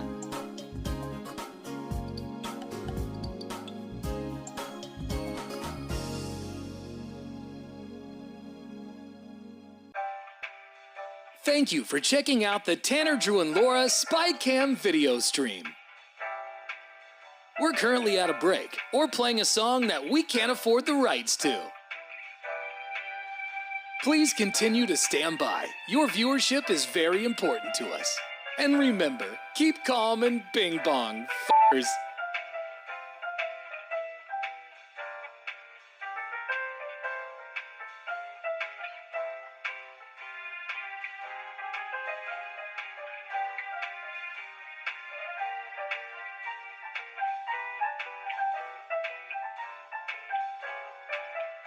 Thank you for continuing to sit there like a big dum-dum. Tanner, Drew, and Laura will be back in minutes.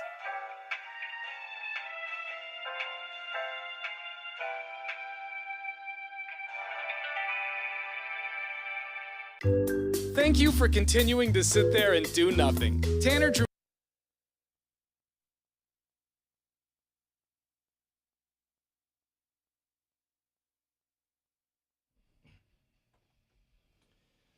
Hey, have you ever botched a job interview? Like maybe you were so nervous for the job interview that you panic sweat through the entire thing, which is what I did. Luckily, I'd already gotten the job, but it was my first day here. When I came back in 2014, I guess. And I remember I had a meeting with our boss, Mark Adams, at the time.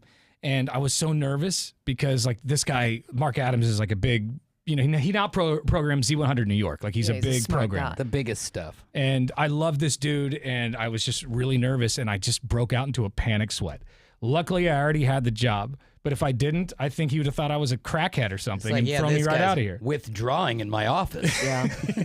I was just nervous. And also his office was 1,000 degrees. It was very hot. Super hot. And anyway, I didn't totally lose the job, but I'm sure I set myself back a couple of months of that. Yeah, you made a lasting impression. But now that you mention it, I kind of put a sour taste as well. I wouldn't say it's all my fault, but when I came to interview here, if you remember, I went and I had to do like a radio tryout, and then I had to go meet with the GM. Yeah. And then afterwards, I thought that conversation went pretty well. And I went down to the parking lot and my car had been towed. I had to go back to the same man who had just like thought I might be responsible and ask him to find my car that I had gotten towed out of the parking lot. And they have to pay for it. And it cost the company like hundreds of dollars. He wasn't even working here I didn't yet. even work here. Oh my God. He's already costing the company money. Now, granted, someone could have told me they use parking passes, but at the same time, well, at that time, I was not happy. They should have told you to park in guest parking. Well, no, they were like, parking Nazis. Yeah, back when I then, started dude. here, it was very serious. Like I they showed up at monitoring the the worst parking of the worst. He just rocked me immediately. Yeah, like the tow guy would come through about once an hour, and if you were parked, if you didn't have the right That's tag, insane. he would just take your car. He was so into it that when I got down there, that guy was waiting for me. Asked if I wanted to ride to the tow lot. I'm like, this is a one-stop shop. I mean, I already got your car in the bag. You might as well hop in. It is mine until you pay for it. Have you ever botched a job interview? Maybe every time you opened your mouth, you just said stupid things. I obviously do that every day, so same. I can see yeah, that but happening. we get paid to do that. But when you get a little panicked, you're like, oh, well, I'm just gonna tell him this quick story, and you start getting into it. You're like,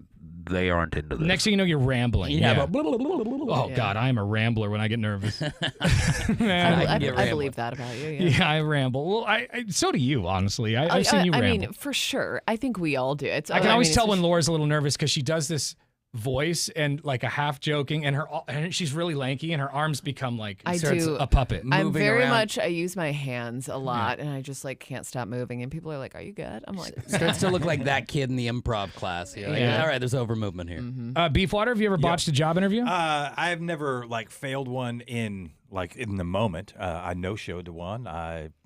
That That's a worked bold that move. out. Why'd you no-show? And you still got the job? It was just a lack of confidence. You know, I was just a regular dude. I was trying to get into this glorious business and line myself up. Line myself up and interview for an internship. And then I was like, you know what? Why go? They're not going to hire you anyway. So that's not a go on. That's not a great That is some Eeyore behavior right there. And honestly, I believe that because you're still like that. Yeah, like it didn't make sense. And so then, lo and behold, ran into the guy in the wild. And like a week later, right? Yeah, in front of a Mr. Formal too. I mean, you got to put a timestamp on. And so you went up to him and then went up, introduced myself, apologized for the no-show, and he gave me a little bit of a bad time, and then rescheduled it for the following week. Nailed it. Everything is rolled on since. Look at that. And the rest is history, as they say. Hopefully that teaches you a lesson. Stop being a little bitch. He walked back to his car 3 times before that interview. I'm out of here, dude. It's all true. Well, the thing is, it's I'm all in glad your you- head. I'm glad you did it. You were capable the whole time. I crushed it. Have you ever botched an interview before? 866-445-1059 is the phone number. You can shoot us a talkback message through our iHeartRadio app. Just download it for your cell phone. Or a text message through our McLaughlin Chevrolet text line at 98197. This one says...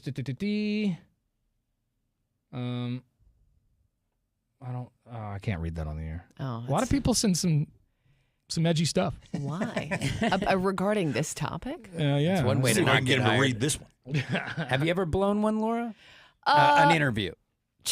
I'm glad you clarified, Drew. Yeah, when I was first starting in radio, and this was like right after I was told by a consultant who I believe still works for this company that I would never get a job in radio because that's how bad I was. That is Are you serious? Yeah, even if it's true, who says that? Yeah, that is a dick move. Yeah, so I mean, it wasn't wrong, but I'm just saying it's... yeah, I mean, here I am. So I joke's on you, bud. I think it's insane because I think Laura's one of the most, because she doesn't do just this show. Like Laura's on the air in Los Angeles. She's on the air in Dallas, Detroit. Are you Chicago? Just keep going. No, I've never done Chicago. We only hang with highly talented. Starting next week in Sheboygan, Wisconsin. Yeah, but the guy I think that's so hilarious. The guy who told her she'd never be on radio, now she's in the second biggest market in the country. Yeah, well, so that guy can eat curb. It's like my teacher who told me I'd never get anywhere talking so much. And look at you now. Oh, I wish I knew Miss Limbo's first name. It's the very reason you don't talk to people like that, because you don't know what somebody's going to become. They might be green right now, but nobody gave them a chance. Yeah. Let's go to line 1. It's Tanner, Drew, and Laura. Good morning. Did you ever botch a job interview? Yeah, I did. Actually, when I just got out of college, I was applying to be a police officer, and took me back to the area where the board Hold on. You just put us on speaker like we're grandma. Yeah. Take us off speaker right now. On what we were. Can you hear me? That's much better. Yeah. Anyway. Okay, so anyways, I got walked back to the board interview for the police job, and they said, hey, it is important that you can notice things. He's like, what was the woman wearing that walked you back here? And I think they wanted me to say that I just wasn't, I couldn't tell them. But anyways, I just kind of made up something, and I said, oh, she was wearing this and that. And then when she came back to get me, she was definitely not wearing that. And they're like, okay. So. And that was a hard pass right there? Yeah, he's not the most observant, and he lied. I think that they just wanted to say, you know what, honestly, I don't know what she was wearing, instead of trying to make it because I think it's better to be honest. Like, I've talked to bosses, and it's best to say, listen, I don't know, but I'll figure it out, or I can learn, and not to sit there and pretend like you do know, because they always know that you're BSing. You know what I mean? Like, I think it's best to just be honest. And I think it's even more intense when you're a cop, because it's like, okay, What did the suspect look like? He's a 5'7" Caucasian. He's a 6'5" black guy, but that's fine. Yeah, you can't just be making stuff up. You can't just come up with whatever you want. And regardless of that was way off too. Regardless of the occupation, like when you get hired, you still have to show up and do the job. You know what I mean? So like if you don't know how to do it, you're going to be in a pickle from the first day. Did you ever end up becoming a cop? I didn't. No, it was actually at a weird time too, where like being a cop wasn't going to be such a good job anymore. So I'm actually glad I didn't get that job. Wow. All right. Yeah, but you blessing in disguise. You went through the police training and everything, and just didn't get in. No, that was like right in the interview process. I did get in another agency, get really close, but I didn't get that one either. And I was like, you know what? I'm not going to be a cop. There's a reason. Yeah. why Well, that it sounds happened, like you were going to be a bad cop anyway, just making things up. So maybe it's a good thing. Yeah. I did see him. He went that way. Yeah. And it's a stressful gig, so maybe it's a blessing in disguise. Thanks, bro. Appreciate your call. All right. We have some text messages coming in on our McLaughlin Chevrolet text line. Have you ever botched a job interview? This one from 3103 says, Antique Brian here. I botched a job interview for CD World in Eugene. I was very nervous and desperate for a job.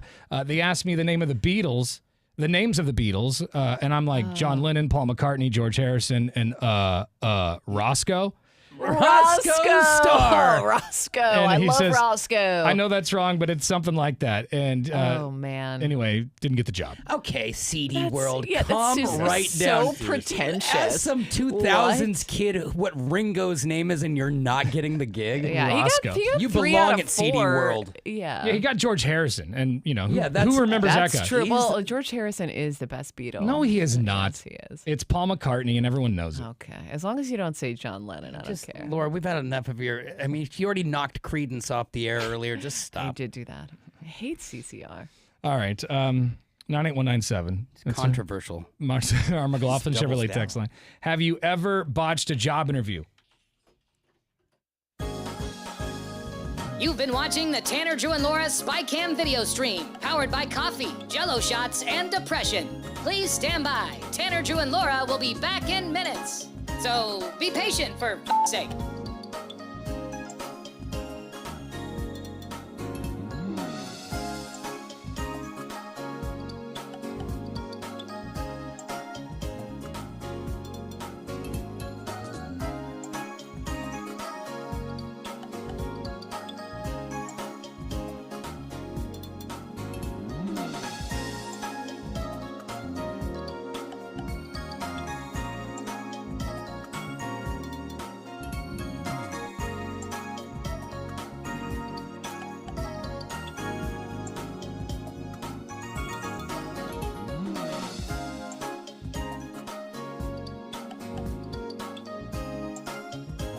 Thank you for continuing to hold. We're currently at a break or playing a song that we can't afford the rights to. But as the kids say, chill, bruh. Tanner, Drew, and Laura will be back in minutes. On God.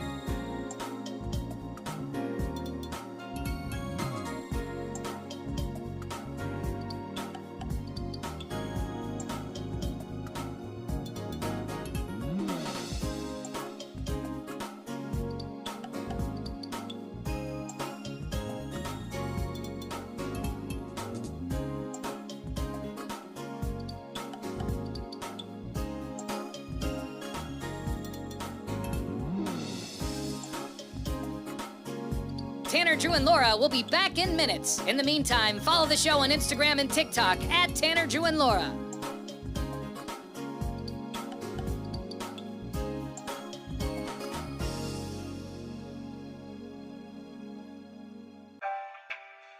Thank you for checking out the Tanner, Drew, and Laura SpyCam video stream. We're currently at a break or playing a song that we can't afford the rights to.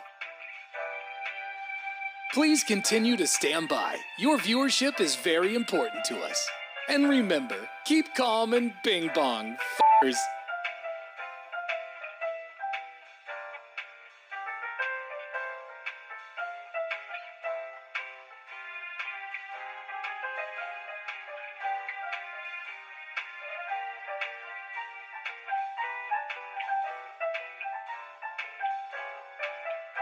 Thank you for continuing to sit there like a big dum-dum. Tanner, Drew, and Laura will be back in minutes.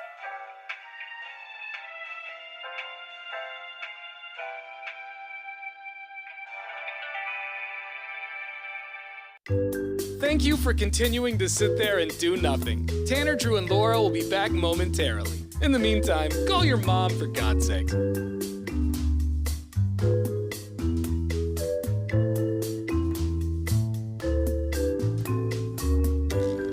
Whoa, isn't this taking forever? Tanner, Drew, and Laura will be back in minutes. Thank you for continuing to hold.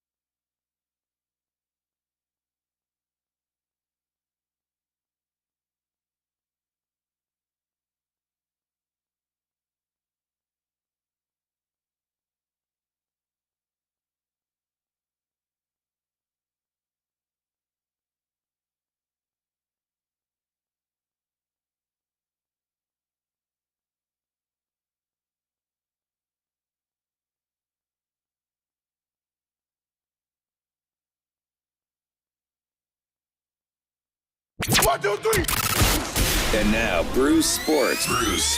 Here's Drew. A wild story involving the Florida State University football freshman Ethan Pritchard, who was shot while taking a family member home from a party. Now, this was like a family party where dad went to go take a sister home and he went to go take another family member home, and shots rang out. Ended up getting shot. He's in stable condition at a Tallahassee hospital.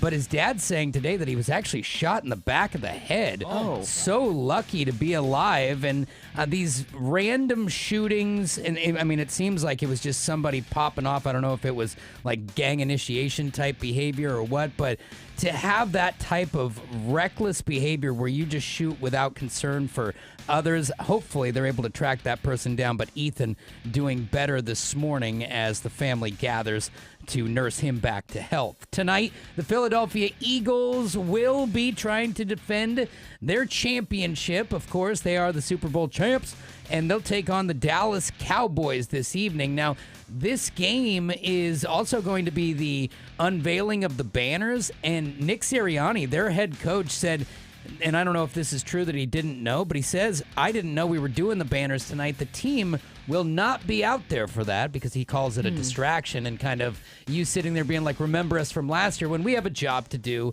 this year. It's kind of a Belichick-y type of a move, but when you are the champs, it is so rare to go back-to-back that you do need to be unconventional. Tonight, an 8.5-point dog, the Dallas Cowboys are. Can they keep it close early against the Eagles? We will find out on NBC and Peacock this evening at 5:20. Can't believe it's here. Pinch me, NFL season, baby. There's your sports. Thank you much. More on those stories at 1059thebrew.com. Coming up next, we want to know, have you ever botched a job interview? Maybe every time you opened your mouth, you said something stupid, and this guy's like, I'm not hiring this kid. He's an idiot. Maybe you panic sweat through your interview like I did. What'd you do? How'd you botch the interview? 866-445-1059. Or you can shoot us a text message on our McLaughlin Chevrolet text line at 98197. It's Tanner, Drew, and Laura on The Brew. You've been watching the Tanner, Drew, and Laura SpyCam video stream, powered by coffee, Jell-O shots, and depression. Please stand by. Tanner, Drew, and Laura will be back in minutes. So be patient, for f***'s sake.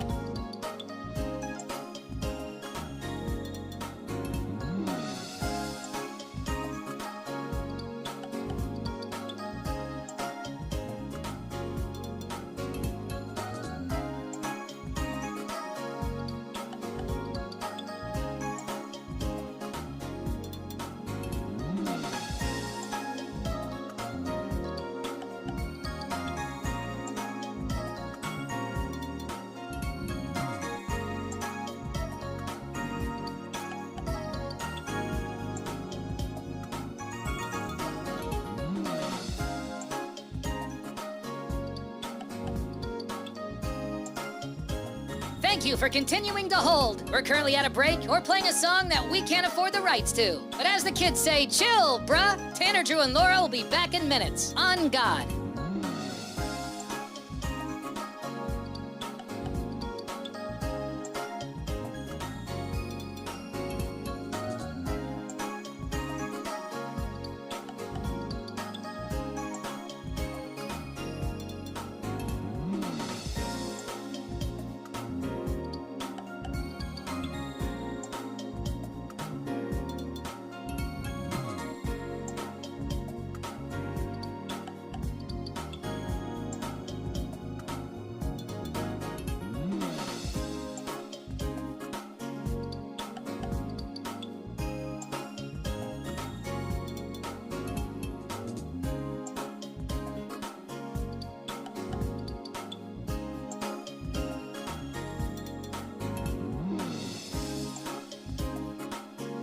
Tanner, Drew, and Laura will be back in minutes. In the meantime, follow the show on Instagram and TikTok at Tanner, Drew, and Laura.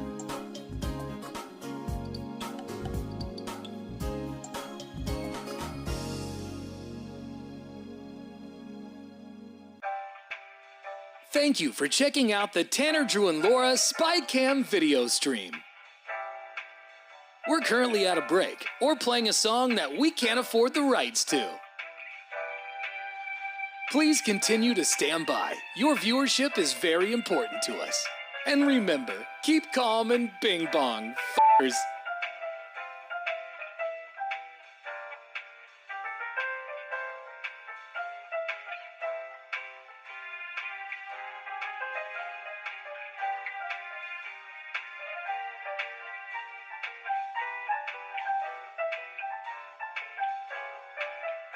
Thank you for continuing to sit there like a big dum-dum. Tanner, Drew, and Laura will be back in minutes.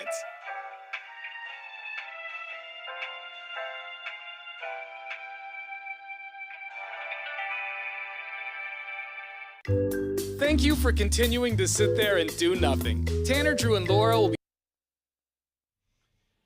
Bacon and Beer, a decade of debauchery is coming up a week from tomorrow. September 12th. Between 6 and 10 a.m., we'll be taking over the Elks Lodge in Milwaukee on McLaughlin. Everyone who shows up gets free bacon. We got 4 different flavors of bacon to choose from.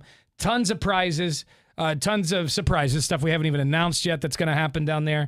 We've got a karaoke contest between everyone on the show. We've got a metal scream contest with listeners. A lot of stuff happening. And it's going to be a good opportunity to showcase the space they have down there. I mean, the Elks Lodge is really cool. It's big. They've got a lot of room for us to do everything we want to do. So yeah, stoked about it. Bacon and Beer brought to you by Quantum Fiber Internet. Get all the info at 1059thebrew.com. All right, we want to know this morning, have you ever botched a job interview? I was talking to a friend the other day, and he was saying that he botched an interview, and he ended up getting the job, but for like a week and a half, he thought he didn't. Mm-hmm. So he was like, dude, I botched it. They haven't called me yet. Yeah, that's never a good feeling. But he ended up getting the job. But, maybe you opened up your mouth and you said something you shouldn't have said, or you tried to make a joke and ended up offending somebody. It sucks, too, when you say something or like you hang up the phone after an interview and you just know. You're like, yep, not getting that job. Yeah. It's disappointing, but it does happen. So we want to know, how did you screw it up? You can shoot us a talk back through our iHeartRadio app. Good morning, Brew Crew. Bald Trucker here. I definitely botched my first trucking interview. The actual application online itself said they only wanted the last 3 years of employment history. But I got the impression they wanted more, like, at the interview, because they were asking, hey, well, what'd you do before that? And the impression was kind of just like, well, why didn't you put that on your, application? But in my head, I'm just like, dude, they were only asking for the last 3 years, so it is what it is. Took the L. Bing bong. More talkbacks of the app. Morning, Brew Crew. This is Big John. I thought I botched a job interview one time. I accidentally shook the interviewer's hand too hard because I was nervous, and I crushed their hand so much where it actually broke their hand. No, and I thought I messed that up, but I actually got the job, and I'm still working for them today. I mean, the guy does have banana fingers, but honestly, not break a dude's hand. It's like a cartoon. You have seen his hands. Does that even seem far-fetched to you? No, but like, how would you broke fingers? Yeah, there's no way he got the job after breaking the dude's fingers. I watched him smash a hamburger like it was in a vice. I mean, like, that hand. How nervous do you have to be to actually break bones in somebody's body? So nervous. Dude does not know his own strength. Ow! All right, dude, you're hired. God. Here's some more talkbacks of the app. One of my favorite things I've said to every job I've ever gotten, which is quite a few actually, is that I can do anything you can teach me to do. All right. That's probably a good thing to say, just regardless if it's true or not. Mm-hmm. Hey, man, if I don't know, I'll learn. Yeah, I'm definitely not going to tell you I can't. Fake it till you make it, baby. Exactly. How did you botch a job interview? We got some text messages coming in on our McLaughlin Chevrolet text line at 98197. This text comes to us from 9017. It says, I had gotten through the interview and hiring process and did my drug test. They called me and said they found a small amount of opioids in my results. Oh. I told them I took a muscle relaxer for my back. They asked me for my prescription, but my friend gave it to me, and I lost the job. I had a friend, I think I told this story on the air. I had a friend who did a similar thing where he had taken an Adderall. Yeah. And then he got drug tested, and amphetamines showed up in his and test. And with the guy who just texted us too, a muscle relaxer is not an opiate. So when you tell them you took a muscle relaxer, they're like, so 2 things? Yeah, right. It's like, that's not the answer we were looking for. 2824 sent a text in and said, when I was in high school, I went to McDonald's to get a job thinking they would hire anyone. I was such a tool and totally bombed the interview. Didn't get the job, so I went across the street and grew up a little bit and went to work for a pizza place. Okay. I mean, that's a better situation, maybe. Tossing pie. Yeah. 3489 said, left-handed misfit here. I had an interview with a bank. While we were waiting for the higher-ups to join the interview, I was asked what kind of books or movies I liked. I had a great conversation about vampires and werewolves, etc. Then I didn't get the job. Oh, there it goes. So she's weird. And that's so dumb. Like, you're into fantasy reading or, like, werewolves, and that's going to keep you from being able to do the gig. I probably wasn't it. Maybe that didn't have anything to do with why she didn't get hired. Could have been the resume. 9929 said, I wore my shirt inside out for a job interview, and I did not get the gig.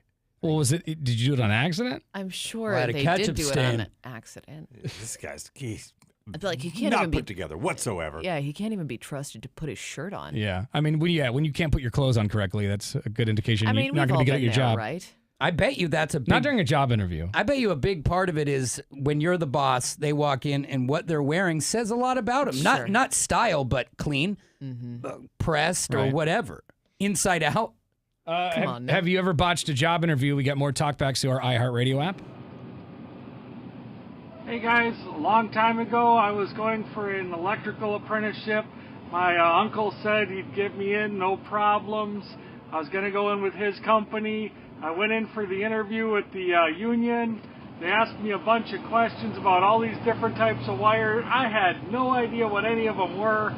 I just stood up, said, sorry for wasting your time, and left. Never heard from him again. Man. I know, and with the family member, you probably would have still got it, but it's like, dude, I'm broken here. You guys made me feel stupid, and I'm leaving. Beef water. Yo. Beef tenderloin. Yes, sir. Beefaroni. Hi.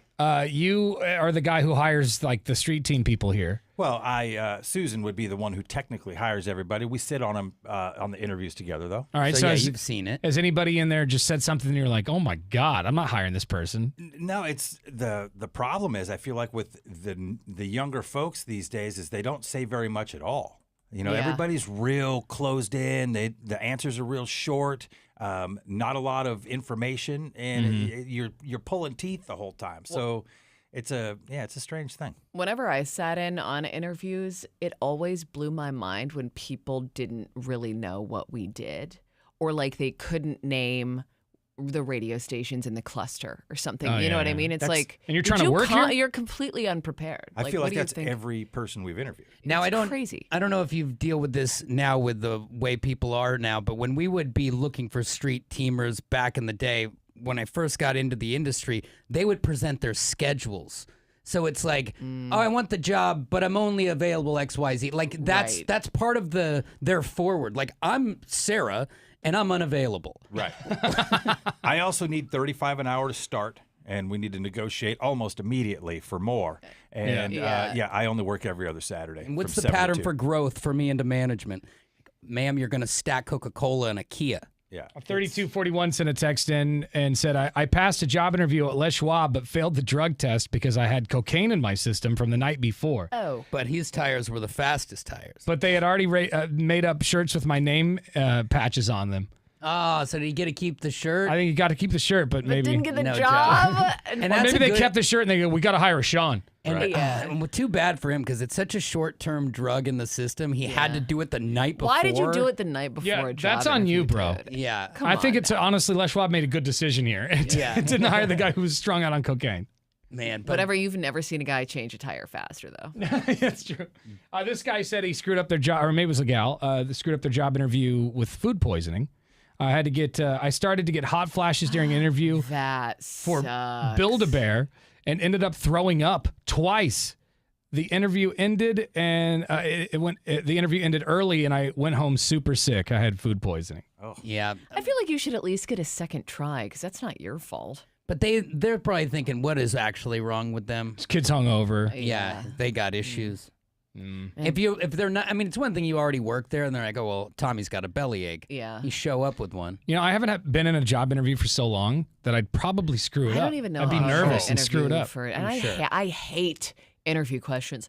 What are your strengths and weaknesses? I think I would be a terrible interview now. I don't go into interviews like that, right? I treat an interview like it's just a conversation. Like when you first start going out to get a job, well, you're like dependent on getting that job. Like it's a make or break situation. And then you get to a point where it's not necessarily a make or break situation. I'm going to feel it out. I'm also interviewing you a little bit. That's you know what true. I mean? I want to know if maybe this is a place I want to work at. Yeah, How are yeah. you going to treat me? That's a good way to look at it. Yeah, it is a good way to look at it. I never look at it like that. Yeah, I don't. I always walk in capable of such a nervous thing. and mush mouth. Yeah. Just word salad. And the last time I had an interview, the follow-up interview, after they towed my car, at that point you're out of a job, so like beer o'clock's like 4 o'clock or like 3 o'clock, and they're all, hey, how's a 3:30 interview? You're like, okay, definitely need to have like a day or two off the sauce. Okay, we're going to go ahead and scrub second nap off the list today. You know, let me call my boss who interviewed me years ago. I'm sure he's interviewed a million Which people. one are you choosing? Chris. Oh. I just remember him being forced into having me. Yeah. Yeah, I think I told him, like, dude, I'm not doing the show without Drew. Yeah, well, I already worked there. I know, but so, like he just didn't hire me. On the air. You were just banner boy then. I was the Banner boy, the best it's banner Cord boy. and Banner Boy, and nights and weekends, overnights and Call weekends. has been forwarded to voicemail. Oh, the sorry, person you're that trying to reach is not screams. available. You At the bitch. tone, please record your message. When you have finished recording, you may hang up. Hey, bro. Just want to say hi. Not Hey. you're a bitch. All right, see you. Oh my God. Oh. He's not our boss anymore, so it's fine. Yeah, that's true. He's like, if I had to hire you again today, I would not. Probably not. I Yeah. believe he told me once upon a time that somebody also told him he wasn't going to make it in this business.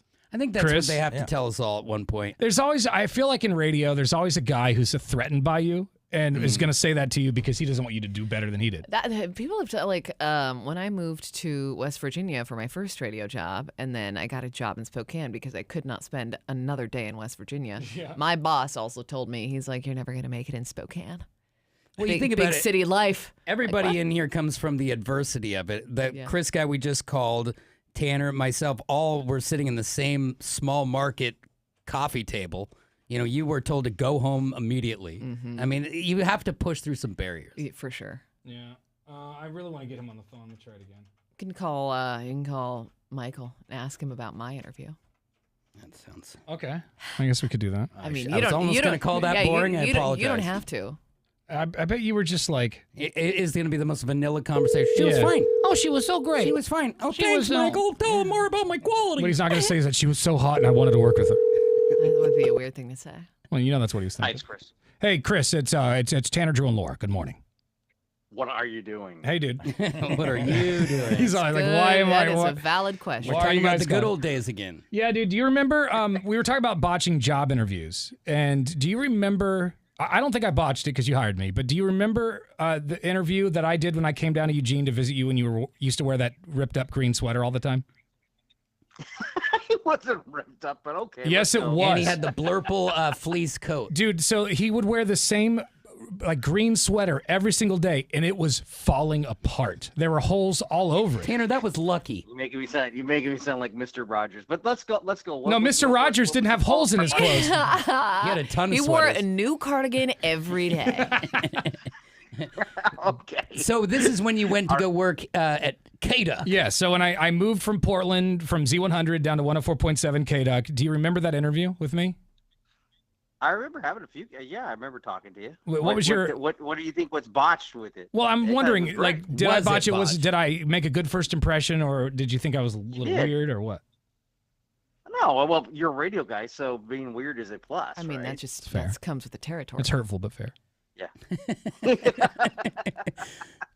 You had to. If you're interviewing to be an accountant, it's a very different interview than trying Yeah, to that's be true. an on-air talent. Have you ever had a guy come to interview you and then totally botched the interview, or you're like, I can't hire this idiot? Please don't say Drew. You know, I mean, no, I mean, I've had people that I think, yeah, not a right fit for us. Yeah, and that's a very professional that's a way of bossy saying way of saying you're terrible. Nah, You bro. suck. You're not working here, man. Nah. Yeah. No, I mean, listen, most of the time, you know, in interviews, I mean, you have the things you actually go through, but when you're trying to get a read on somebody, you're as an interviewer, you're trying to say, how do you fit inside the organization? Right. So that's usually, and you know, what role are you playing, and what are you going to, you know, do you help bring up somebody's other's weaknesses? You have a strength that they don't have a strength in, and you complete the team. So it's getting the right people in the right seats. What's your advice for somebody who's about to have a job interview? You give them your 3 most important pieces of advice in less than 10 seconds. Go. That is a lot. Be honest and be truthful. That's yeah. See, that's what that cop. Those are the same thing. Be honest and be truthful. Yeah, it's A and B. That's what that guy was trying to be a cop didn't do. You know, like he lied and that's what he should have done. But I will I say, don't know. I do like the honesty idea. But when they're like, "Hey, can you work this program?" and you don't know how to use it, but you know you could in a week. You might say you can. I've lied on my. I'm definitely like, what electronic stuff? Like when I was coming here, they're all, what do you know how to do? And I think I texted Tanner. I'm like, what all do I need to know how to do? What do I know how to do? Tell me how to use Pro Tools. Tell me how to use Adobe Audition. And then just learn. Tell me how to use NextGen. How to use it all. Yeah. Then you just. That's what they tell actors. You know, just lie and you'll figure it out. You'll be fine. Can you ride a horse? Absolutely. That kind of stuff. I mean, I'll tell you, one job interview I had was with somebody that we all know who's a great interviewer, and he says, all right, tell me your greatest strength, and he says, tell me your greatest weakness, and I didn't quite hit the weakness that he already had the push button on. Well, let me tell you what I've heard. Oh wow! Wow. He already had an idea in his head. So now you got 2 weaknesses. Yeah. You're like, I gave you another one. No. Yeah, well, and then I was very honest about it. I said, well, I got called on it. And I was very honest about it. I said, I said that you're not going to be taken. Can I guess on your weakness? I think your weakness is maybe you have a temper, and you're short. You're not short as much with people anymore. Yeah, I think he got that more under control after his heart attack. Right. Yeah, pre-heart attack, he was extremely intense. Well, this guy I have to work with. This guy was our boss for so long, and so he knows the routine. Like he doesn't strike me as somebody who would fly off the handle. Oh, he'd call you on a weekend and be like, "You're missing a barter spot." Oh my god! I saw this guy crushed one of our. We had like a Shrek chocolate candy in the studio. My mom had given us. We had like the Shrek. We had the Shrek I've heard this chocolate candy in the studio, and one day I came into the studio and it was totally smashed. And he tells me that a sign fell on it. The sign was a half a pound. All right, there's not even that. All right, this thing would blow away in a breeze. What I know Chris did is he got mad because he was mad at me for something that I did that day. I don't remember what it was. Which is a slew of things. It could have been anything. I mean, yeah. He grabbed the first thing that was in reachable distance or whatever. And he grabbed it and he just smashed it with his hand. Hulk smash. Admit to it right now. For the first time ever, finally admit to it. I don't even recall that. No. So I'll plead the fifth. We were gonna. Yeah. Okay, that's better than before. I'm gonna report you to HR at that company, destroying my property. Hey, just add it to the file. All right. Fair enough. All right, Chris. Well, we love you, man. And he has a much more casual approach these days. He's great. Well, I work with him still. Laura works with him still. He doesn't call me, but I still love him. I've only seen this side of him. I've never seen the enraged Chris. Oh, Chris can be a dick. I've never seen the enraged. Yeah, you wait. I've only seen happy-go-lucky. No, like when he's like one of those bosses where he knows what he wants. He knows what he wants, and if you upset him, he'll let you know. You know, and then you try to not show your hatred towards him. No. Chris was a great boss. And he honestly, and we said this earlier, we go back with him all the way. Dude, you're the one who hired the Donkey Show in Eugene. Yeah. Yes. It's all your fault. And then you had to explain to me what it was because I'm so naive. Yeah, because they're like, what do you want to name the show? And we're like, the Donkey Show. And I don't think we told him exactly what it really is. Because I was going to say, and he still let you have the name. And he had fired us 4 months earlier. He owed me some fajitas and a job. Did you get the fajitas? I got both. Nice. They got the fajitas. I definitely did. Yeah, but Drew and I had to share them. Yeah, so. exactly. It was like, we're taking a to-go box. We're starving. All right, dude. Well, it was good talking to you, man. Good talking to you guys. Take care. Love you, we'll buddy. see you. There it is. Chris, everybody. Our former boss. So stoked he doesn't have to be with us day to day, I'm sure. Exactly. 98197. That's our McLaughlin Chevrolet text line. You've been watching the Tanner, Drew, and Laura SpyCam video stream, powered by coffee, Jello shots, and depression. Please stand by. Tanner, Drew, and Laura will be back in minutes. So be patient, for f***'s sake.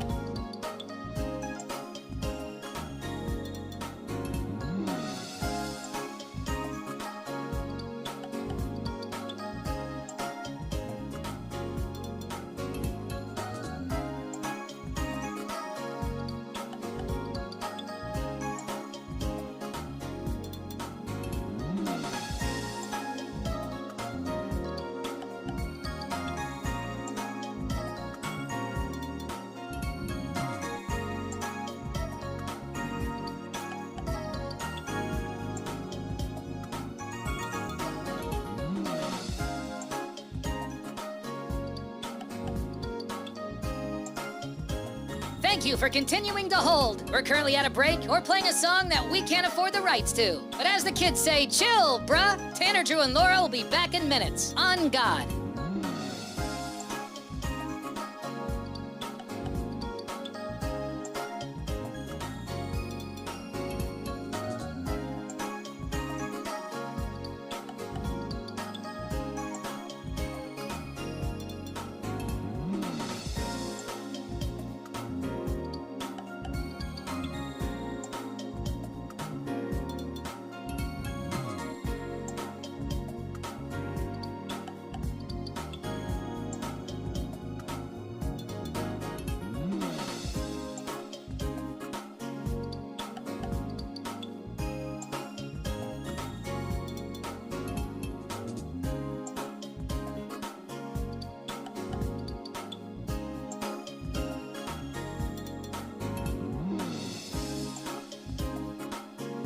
Tanner, Drew, and Laura will be back in minutes. In the meantime, follow the show on Instagram and TikTok at Tanner, Drew, and Laura.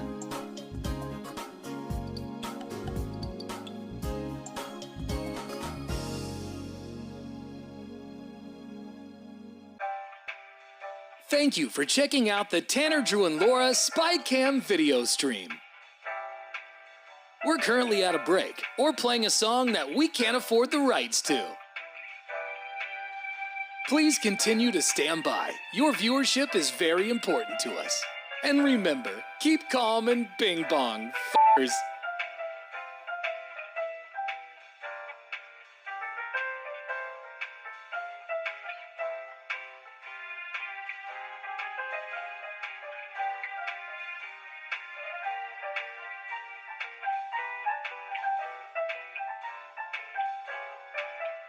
Thank you for continuing to sit there like a big dum-dum. Tanner, Drew, and Laura will be back in minutes.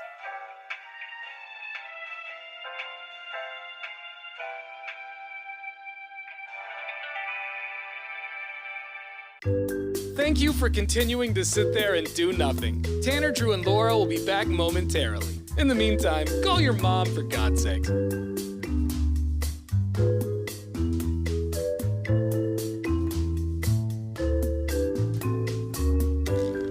Whoa, isn't this taking forever? Tanner, Drew, and Laura will be back in minutes. Thank you for continuing to hold.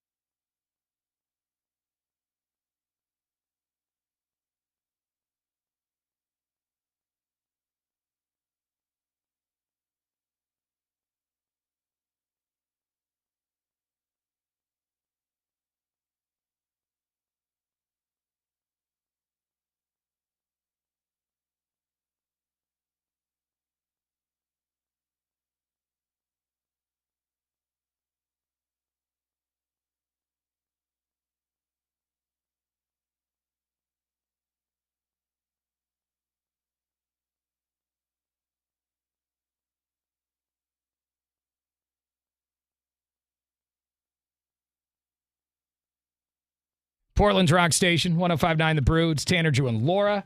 Beefwater's got not necessarily the news coming up here in about 30 minutes. But now, though, we got your chance at a trip to Vegas to see our iHeartRadio Music Festival later on this month. And we'll put $1,000 in your pocket so you can get weird in Vegas. Yeah. Get a fancy dinner, or both. You can get a fancy dinner and do a little bit of gambling. Mm-hmm.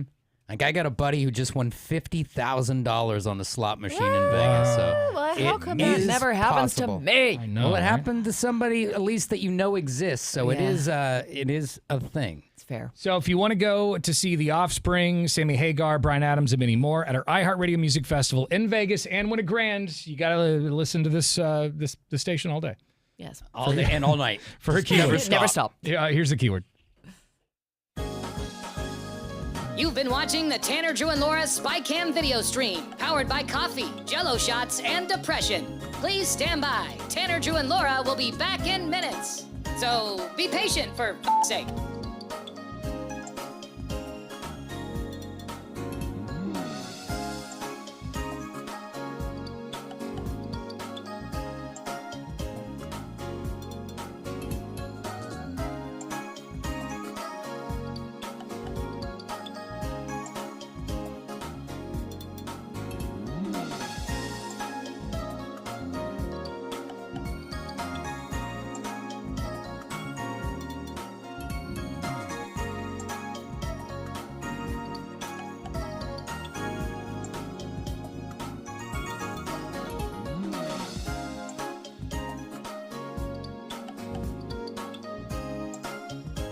Thank you for continuing to hold. We're currently at a break or playing a song that we can't afford the rights to. But as the kids say, chill, bruh. Tanner, Drew, and Laura will be back in minutes. On God.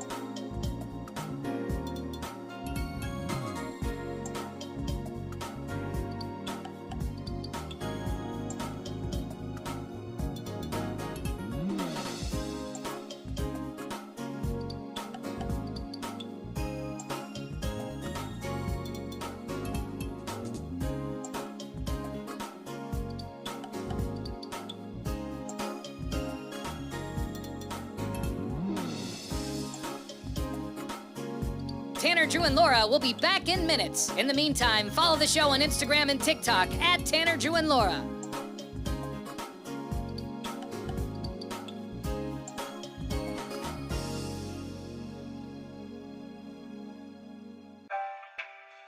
Thank you for checking out the Tanner, Drew, and Laura SpyCam video stream. We're currently at a break or playing a song that we can't afford the rights to. Please continue to stand by. Your viewership is very important to us. And remember, keep calm and bing bong, f***ers.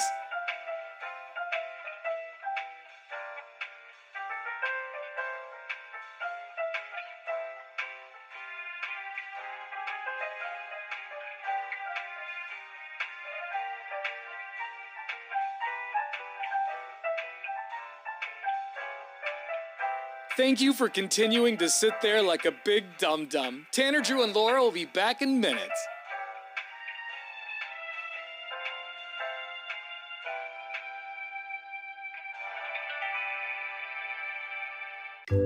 Thank you for continuing to sit there and do nothing. Tanner, Drew, and Laura will be back momentarily. In the meantime, call your mom for God's sake.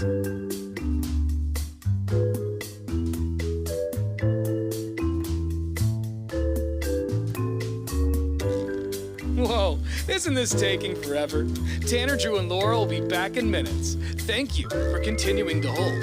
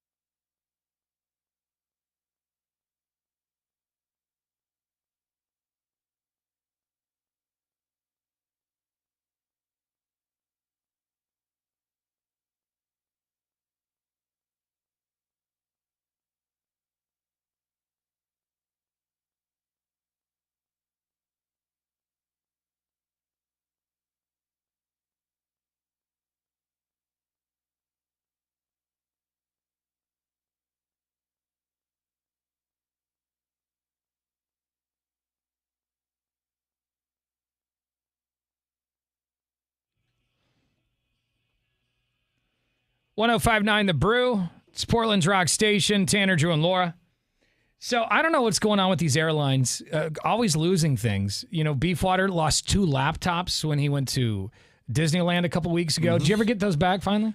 They're on their way. You still haven't gotten them physically yet? It's been quite a little back and forth because I don't want to give up my password. So we've been in a little bit of a power struggle. Oh, wow. Yeah, because they were wanted you to log in. Yeah, so I'm waiting for our IT department to find the serial number for my laptop, which doesn't seem to be on anybody's registry. You just keep that laptop then. So when you're fired. I don't know what to do. The process, and just dealing with it recently, the process is nuts going through each person you have to talk to, and it's all on the phone. So when you flew back from England just the other day, apparently they lost something of yours. Yeah, so it was actually the Ireland to Boston leg. So we were leaving Ireland, going to Boston, and when we got to the gate, they were putting strollers and the bags that you just put at the top of the gate, then they bring them out when the plane's too full or whatever. Right. But all strollers have to go under the plane. We have traveled with a stroller many, many, many times, and the protocol is you give it to them at the last second, they put it under the plane, and when you get off, before you even come up the jetway, it's just right there. Mm-hmm. And the same thing with wheelchairs and things like that that can't be on the plane. And so I thought it was strange that they were collecting them at the top of the jetway, not at the bottom. I didn't like it, but they said it was going to be fine. So I'm like, okay, that's fine. Guess what? When we get to Boston, I've got a screaming 2-year-old who desperately needs a chair and a nap, and I have to cross 2 terminals. And I get out, I'm like, hey, where's my stroller? This is a borrowed, super bougie, $500 tour-style stroller. So it's not mine. It's borrowed. Yeah. And it's never been used. And it's not there. And they're like, sorry, sir. Maybe it's at the top. So I get to the top. They're like, sorry, sir. I go, can I go back down and talk to the people at the plane? Security protocol. You can't go back down there. Okay. So they're like, it's probably checked through to Portland. No worries. It was never checked that way. It has a little orange tag that says, bring it back up here. Yeah. And so like I'm not going to flip out though, right? So I'm like, okay, maybe it's checked to Portland. And sure as hell, guys, I get to Portland. It's 1-something in the morning. Stroller's not there. It's borrowed, which means it's a $500 price tag for me to replace. It's one thing if it's my second stroller and I just walk away, but it's $500. So I'm there battling until like 2 in the morning, and finally someone's like, all right, sir, come with me. And I walk back, and they open a door to the stroller graveyard. I've never seen anything like it. Hundreds of umbrella strollers, the Greco strollers, just rows and rows and rows, and cabinets and shelves, and just so many strollers. And I got a flashlight going through this archive, and of course my stuff's not there. And it just shows if you have a stroller or a bag that is left at the gate, you have no recourse. You have no guarantees because so many thousands of strollers have been left at PDX alone. That's insane that they have like a special storage room just for strollers. And the dude did not want to take me there. Yeah. He was like, "This is an eyesore. It's a gritty underbelly. And you're about to see." And so it was not there. We were there till 2:30, 3-ish in the morning. Amy spent probably, no joke, 7 hours total on hold and stuff throughout a couple of days trying to get this taken care of. Because when you leave something at the gate, the numbers weren't lining up with my name. Right. So you're like explaining one stroller in a sea of 1,000. Because it's not the printout SKU tag. It's just a handwritten orange tag. Right. This has happened to me with my carry-on when it's full and there's no room or whatever. Yeah. And I almost immediately go, that bag is not making it to where we're going. I know. Yeah. It's the 11th hour. You're going to get it downstairs and on this plane before we leave. And then back up to me like right now? I don't think so. And so battle royal. And when you fly one airline to another, they start to point the finger like, you got to call JetBlue. No, you got to call American Airlines. Have you called Aer Lingus in Ireland?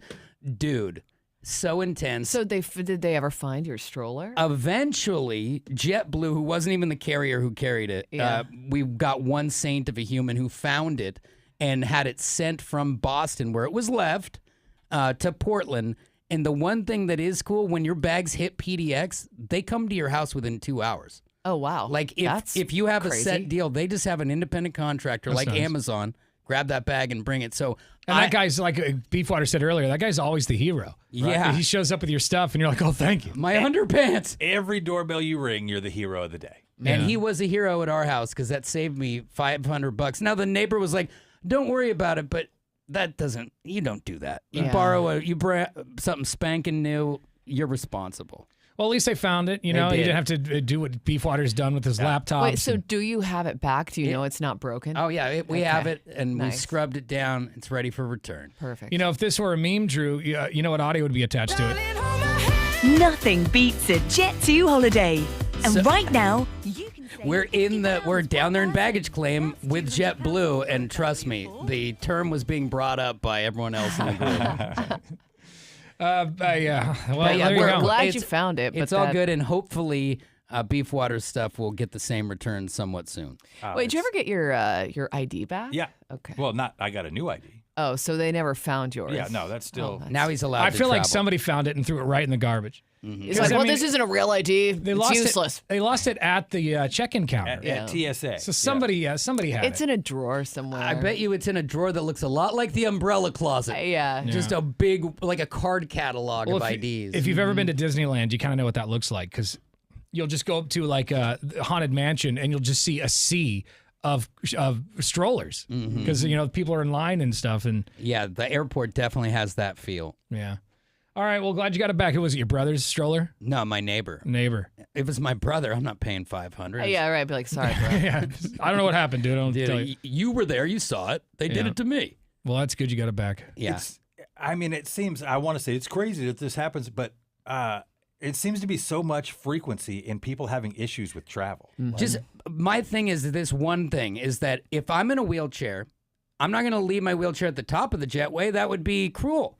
Yeah. So from now on, I don't care what you say. I'm walking my stroller down to the plane. Even when you And that's it. Yeah, even when you have to volunteer to check a bag, it's like, okay, take I'm it gonna down take with it you down. and then just like drop it at the end. I want to look Yeah. in your eyes. Yes. Put it on the plane. Fat Thor, of course, who used to work at PDX, says it's called claim a gate when you get your items at the bottom of the gate before exiting. Yeah, well, whatever it was called, it was not accomplished by the people in Boston. Dude, I remember that time they lost my luggage when I went to Texas for the summer. And I think I had 3 suitcases because I was going for the summer. Yeah. And they lost it, and I think All of it? they shipped it to like New Jersey or something. They shipped it to some other state. Did they finally work it They back? Because they did. normally do. But it was like 4 days later. Yeah, when half the stuff is obsolete now. Yeah, I've been wearing this shirt for a few days now, and I'm starting to have to go buy new clothes. Because they lost mine in Mexico, and I thought, oh, Mexico doesn't care about you and your luggage. And 2 days later, there came my bag. I just So think they that still try. Would be the worst to get somewhere and have nothing. Yeah. Yeah, and then especially when you are only there for a couple of days. Keep a pair of undies in that Doesn't matter. backpack and Yeah. a toothbrush. We're commercial free. It's 105.9 The Brew, Tanner, Drew, and Laura.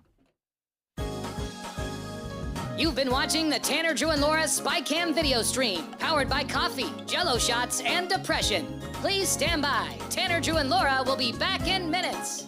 So be patient for f***'s sake.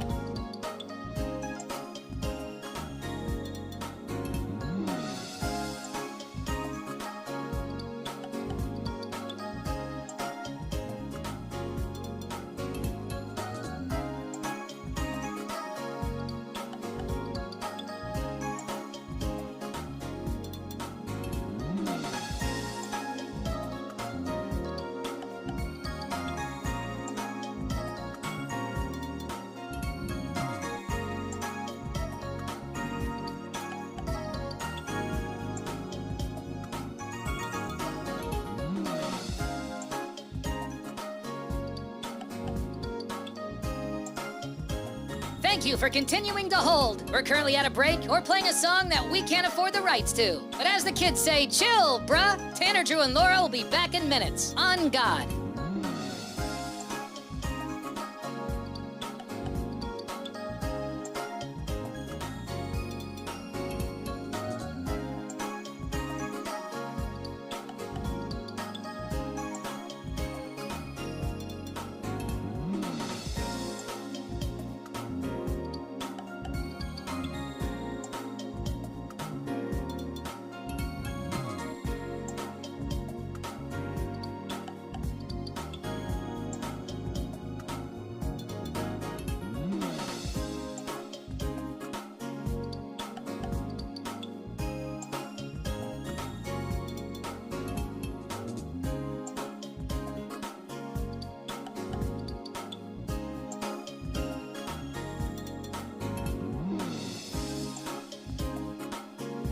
Tanner, Drew, and Laura will be back in minutes. In the meantime, follow the show on Instagram and TikTok at Tanner, Drew, and Laura.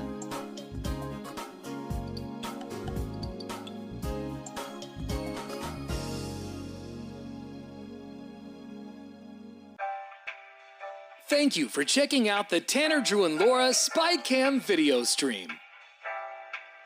We're currently at a break or playing a song that we can't afford the rights to. Please continue to stand by. Your viewership is very important to us. And remember, keep calm and bing bong, f***ers.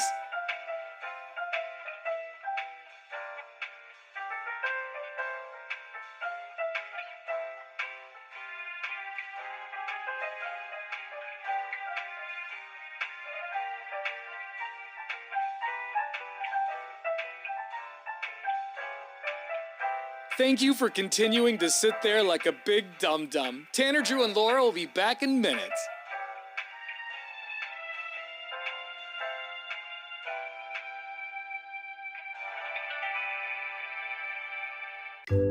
Thank you for continuing to sit there and do nothing. Tanner, Drew, and Laura will be back momentarily. In the meantime, call your mom for God's sake.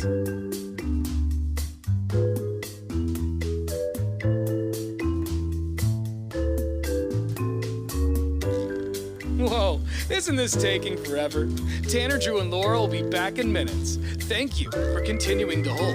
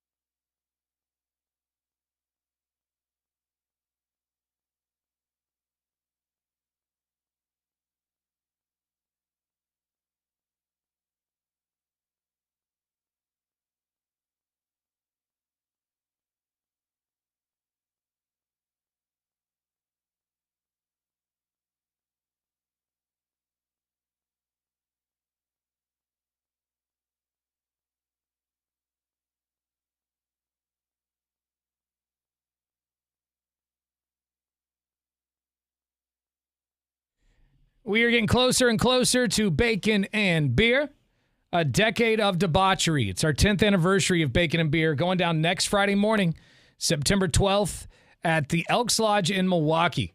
It's right there on McLaughlin. I've driven by it 1,000 times, and I've never been inside of it, so I'm excited. It's a big place. They got like an indoor pool and everything there. It's They got pretty a rad. bowling alley in that place. I want that in my house. Right? A A bowling, bowling alley, like two lanes, Be like in amazing. Kingpin, the movie. I can't believe they don't market the bowling alley lanes more. You know, like we were just talking yesterday about how you can buy yourself a sauna at Costco for $1,700. Like a nice one, infrared. Can't we buy a lane? Just a little bit of hardwood and some pins. Yeah, maybe there's a site. I'm sure There's got to be a place. I know, but I don't think it's $1,800. I'm sure the machinery is a little spendy. Yeah. to That's get that the put whole in. the mechanism. You get the pool table version where like there's just pockets that doesn't go into the Yeah, the exactly. slider and Or Walk the down ones and get your ball. Where the pins get picked back up by strings and then reset it. Yeah, right. But come on out. It's going to be a lot of fun next Friday. We've got a lot of surprises, a lot of concert tickets to give away, a lot of other prizes to give away. We've got a karaoke contest between everyone on the show, a Metal Scream contest between listeners.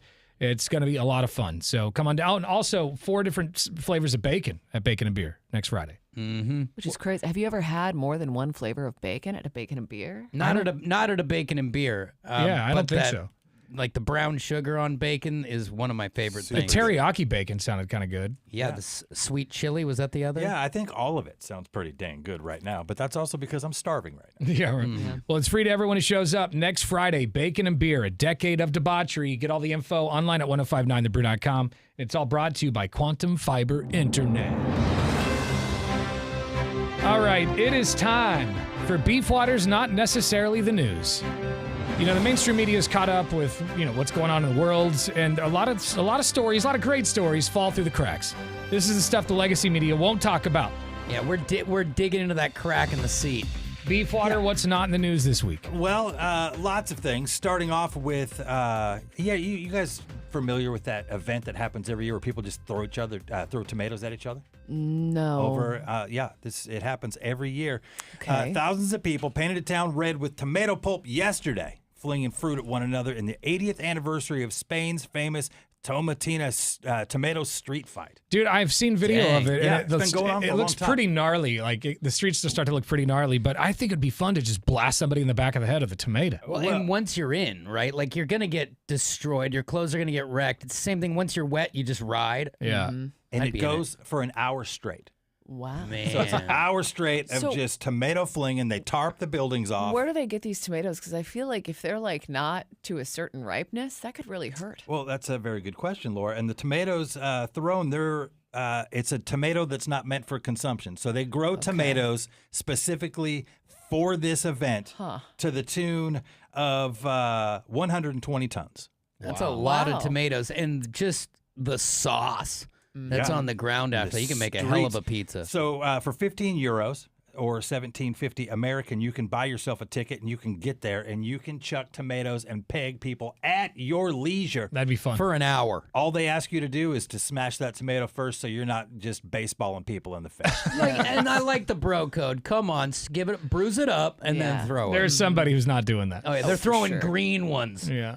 But I mean, it looks like such a good time. Every time I've seen footage of this, I go, "Hey, what is that all about?" And two, that looks like a good time. But the origin of it, 2 kids way back in the day got into a tomato fight, and then the town just kind of took onto it, turned it into an annual tradition.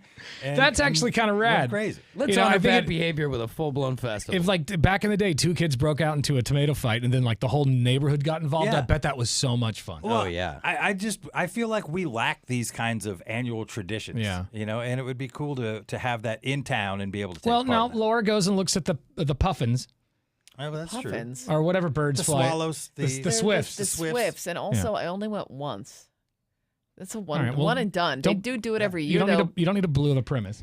I mean, but it's not something. Well, whatever. Yeah, it does happen every year, so we'll go with that. So It's not really our choice. It's kind of their thing that they do. But whatever. If tomato throwing's not your thing, I got something else for you here. A 19-year-old Chinese university student named Zhao Dong became temporarily paralyzed after spending too much time with his head bent forward heard looking this. at his phone. Frozen dong? This is what happens. He comes from a long line of dongs. The student spent hours each day looking down at his device, playing games, browsing social media, then got a summer job where he was a dishwasher, and he, again, kept his head in this bent position, started feeling a little numbness, and then one day woke up paralyzed. Wow. Whoa. Yeah. So Be this careful. is Watch that phone. yeah, a lot of fun here, but the reality is we're all doing this. We're all bending down more. We're all looking at our phones more. I didn't realize this was a real thing. What happened is it created a blood clot in his spine. Oh, not And great. so then it closed off the nerves. So I mean, how much TikTok are you watching, dude? it must have been a lot. But yeah, so being constantly bent over like that, it burst a blood vessel and then created a blood clot. And then boom, next thing you know, you're dragging a leg. Not a good plan. Right. Mm-hmm. So be careful out there, especially if you're a kid staring at your phone all day. Get out and do something. I wonder, like, in 500 years, what, people will evolve to. Will we all have hunchbacks? There have been like diagrams that people have made, and like you've seen the Neanderthal looking creature. Yeah. It's like we're going back to that. Yeah. Our thumbs will look like L's and just weird Yes. I things. almost feel like people are going to have like a back rack that you have to strap yourself to keep from going completely bent. Mm-hmm. But yeah, so he had to have an emergency surgery. They removed the clot, prevented any permanent damage, and he's back at it with a lesson learned to get out there and move a little bit. Don't just be sitting around looking at your phone all day. And then if you're heading to Hawaii in the near future, take note here. People who call the cops as an extreme Karen can now face heavy fines in Hawaii. good. And that's through a new law that went into effect on Monday. It bans calling law enforcement on a person based on their actual perceived race, color, birthplace, age, religion, sex, so on and so forth. So yeah, civil penalties will be at least $1,000 plus legal fees. So you want to start getting sassy, filming people calling the law? Get ready to pay the piper, man. That's right. The Karen Act. Yeah, it's. I'm glad to see that they're starting to crack down on these things because it is a lot of wasted time. Mm-hmm. And then last but not least, the U.S. Department of Agriculture is using drones equipped with thermal cameras and loudspeakers to protect cattle from wolf attacks in Oregon and California. Ooh. So, yeah, they're flying drones over, and guess what they're playing? AC/DC's Thunderstruck, putting them Hell wolves yeah. on the move. And they also found like just the sound of humans yelling is the most effective. There. Hey, wolf! Yeah. Stop it! So between the two, between Thunderstruck and yelling humans, we're saving cattle from Nice. the crazy wolves. It's very nice. Well, there it is. That's what's not in the news this week. Thank you. Jeff Gianola's not going to tell you that. No, he's not. Thank you, Beefwater. You're welcome. Yeah. Crazy Reporter stuff, Beefwater. though. Yeah. Watch out for them neck clots. I think you could anchor Coin 6. Oh, The seat's opening up soon, The 2 a.m. news, maybe. You think that's more of your style? Don't sell Do a yourself little late short. night news. Yeah. Yeah. Talk about all kinds of corruption. By the look of people on the news now, I think the jobs could be yours. Mm-hmm. Yeah, they're not very good. The new, The new- not the Gianolas. some of the He's new classic. people, The yeah. new stuff. I'm like, are we really? Good Yeah, or because otherwise. they're- I just notice how young everybody looks. Oh, now. they're all green. It's crazy. Well, yeah, is because you're anybody getting over 25? paid nothing. Yeah, it's so you- it's like it's straight. They out pay of those guys college. peanuts. Mhm. I mean, really, what the reporters make. And a lot of the times in certain cities, I don't know how it is in Portland, but the reporters are also their own cameraman now. So they got to go out there with their own gear, Yeah, but set I mean, it up. it's been like that for a while, depending on where you work. Yeah. But it's getting to where like you can tell and you see it happening. All of our friends in Eugene who are reporters, they were their own cameraman. And they had to go and hauling around this heavy ass equipment. And like one of them was a tiny little girl named Natalie. And it's like they got to set it all up, record it, edit it. And then they get paid like $38,000. Yeah. I was buds with the main sports guy from one, the main weather guy from another. We knew a ton of reporters, and everyone except one who went to San Francisco quit the industry. So what does that tell you? Right. Everyone you knew in it ran. Mm-hmm. So real sweet deals being cut. It's crazy to me that it doesn't deter the situation. They don't go, hey, wait a minute, we're losing literally everybody here. Maybe we should rethink what we're doing. That's all bottom lines. Say, nah. Nah, But you cuz. still got us, your favorite discount friend. Yes. So let's pivot to sex. Oh. You guys. Okay. Why? I'm down for it anytime. Yeah. You're a Talking dude. about it, doing it. Of course you are. Doesn't Same matter. here. Even if I'm not in the mood, Give me 5-10 seconds. I'll be in the mood. Yeah, you mentioning a mood puts me in the mood. But what's the best time of day to smash? Apparently, the best time of day to smash depends on your age. Oh, really? Yeah. Like Part Laura, of it's got to be convenience. you're not a morning sex girl. I really don't like morning sex. And what is it? Is it just the breath? It's like the breath and everything's all dried out, and it's like you just got what? I guess Drew? I mean, it's asked like, and answered, I guess. It's a medical thing. Yeah. I didn't say what. I mean, I my know, mouth I is know, all honestly. dried out. I'm with you. I get ashy knees. Yeah. I'm with you, but we are currently in what I call the Sahara zone. Exactly. Well, the best time of day to have sex depends on your age, apparently. This is according to a new study. So, I mean, what do you think? Like, I know the best time of day for me, like what I like, but Which is what? I like just prime time. What do you mean prime What's time? prime Like 7 to 10. Okay, nighttime. All right. So Yeah, that's a prime time TV. When all the best shows are on, that's when I'm Yeah, ready. yeah. Well, we got DVR. We don't have to watch them live. Yeah, But I'm that 8 to 10-ish type, yeah, 7 and- to 10. obviously, late night. Anytime it's late, I feel like it's time to get weird. But So yeah, I don't. And also, daytime sex isn't bad either. So I'm not. But so I much, prefer like the evening. and I'm not so much a late nighter. Well, A is just because of Well, where you're, schedules. you're not awake in the But late nights. even if like we're on a vacation, I don't really want to wait and do it in the middle of the night. I would rather, Yeah. if we're just talking about what I prefer and not necessarily talking to her about it, is I would prefer that we do it before we go out and get all hammered and like crazy hammered. You can have a few drinks. But before it's like apology town and like, should I even be doing this at this point because I don't know if I'm any good at it because it's 1 a.m. So like after I like to check the box. And then you can be lovey-dovey because you already did it. Like, you're feeling it. So, but like after your teeth have been brushed and the showers have been taken, then you do it, and then you go carry on with your day. Yeah, that type of an idea. Or, Got it. Do a 2-end clean if you're in a hotel room. Got it. Okay. So I was listening to a podcast, and this was a topic. Like, it was just a relationship conversation, and this was the exact advice. If you're going to go out on date night, knock it out before you head out to dinner because you're going to get back. You're going to be tired. I you're gonna love be that, though. full, I love you're the- gonna, you know what I mean? All of the things that you're just describing. Like late night drunk sex is like one of my favorite things. I really like it when we're all sloppy drunk and it's late. I don't know why. We get more wild then. Well, based on that conversation, the ladies didn't enjoy it because they feel bloated. They don't feel. I guess Well, that's the other thing about Especially after dinner. you've just Dinner eaten is a and- huge part of it because Yeah. I don't want us to go Yeah. have pizza and then half the time one of you doesn't want to do it after you eat. Like, I No, just wanna that take a actually is so nap. true because over the weekend, my girlfriend and I went and had pasta, and afterwards I was like, nah. And yeah, pasta is I'm like so bloated. it's such a thicked mood out killer, right now. dude. Like such a mood killer. Yeah, because you could it changes your breath, and you just, like you said, feel bloated. So, what's the best time of day to have sex? It depends on your age. So, if you're in your 20s, they say this is when your hormones are at their most robust, Yeah. and your libido is higher. So, you may want to get frisky when you rise and shine. But Yeah. people like Laura don't like that. Well, I mean, I'm not in my 20s anymore, so. Did And you I ever think like it?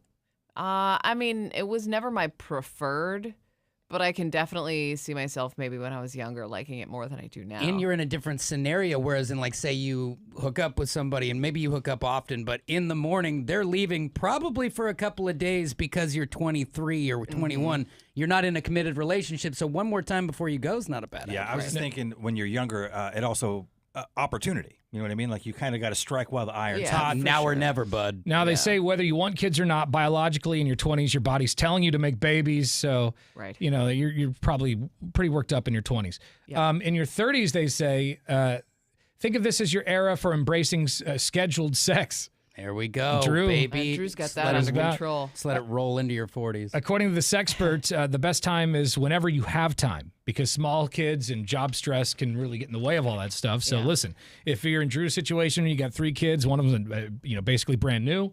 Yeah. You gotta. I guess I gotta pencil it in. I do think it takes the romance out of it a little bit. But Of course, you gotta but you think pencil it about in. like when you said what time is best, the first sentence I was going to say is when my kids aren't home. So like, you got 2 that are in a school and another one in a preschool. All of a sudden, 12:30 sounds pretty sexy. Yeah.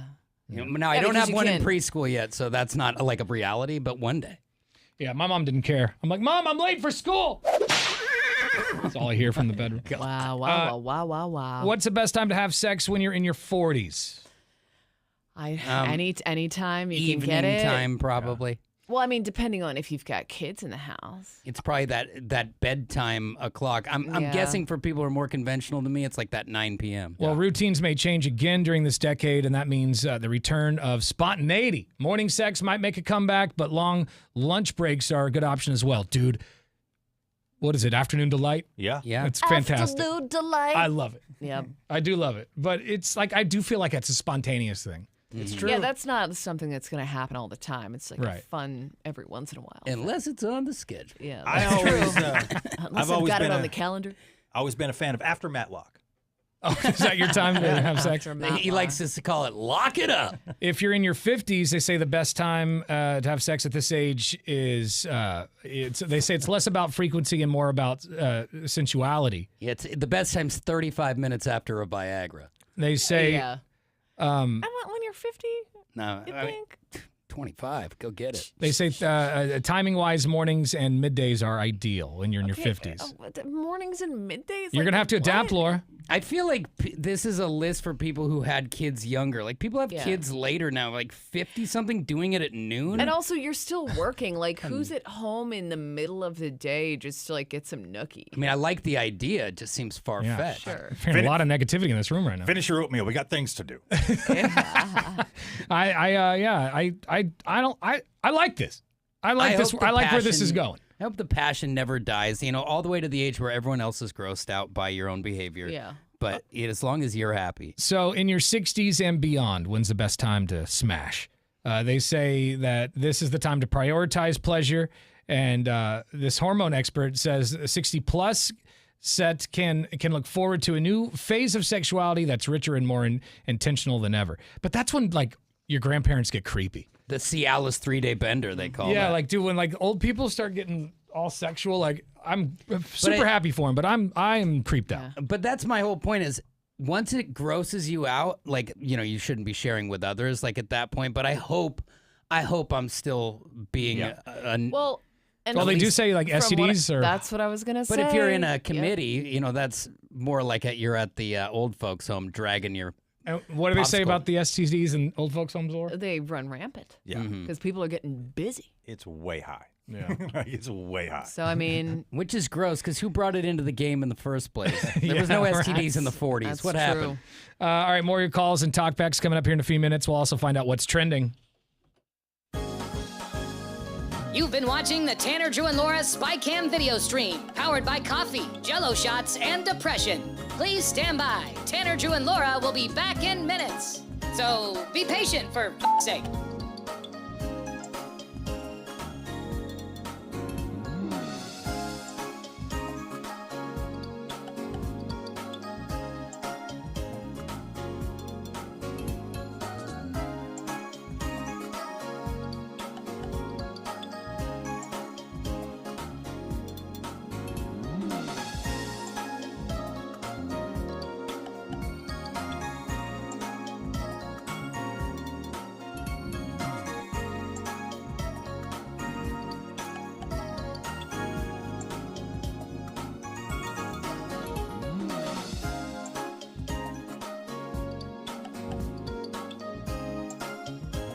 Thank you for continuing to hold. We're currently at a break or playing a song that we can't afford the rights to. But as the kids say, chill, bruh. Tanner, Drew, and Laura will be back in minutes. On God.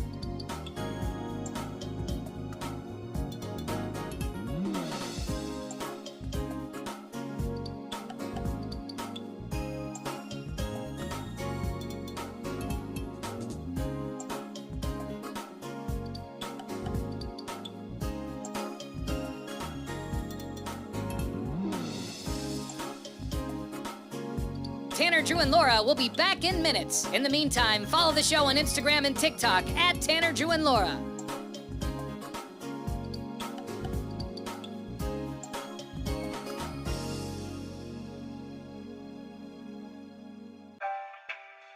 Thank you for checking out the Tanner, Drew, and Laura SpyCam video stream. We're currently at a break or playing a song that we can't afford the rights to. Please continue to stand by. Your viewership is very important to us. And remember, keep calm and bing bong, f***ers.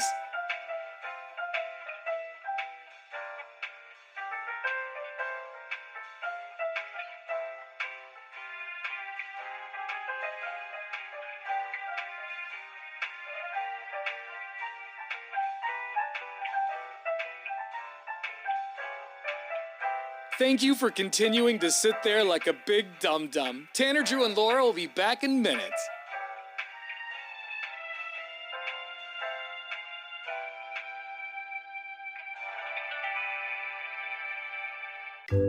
Thank you for continuing to sit there and do nothing. Tanner, Drew, and Laura will be back momentarily. In the meantime, call your mom for God's sake.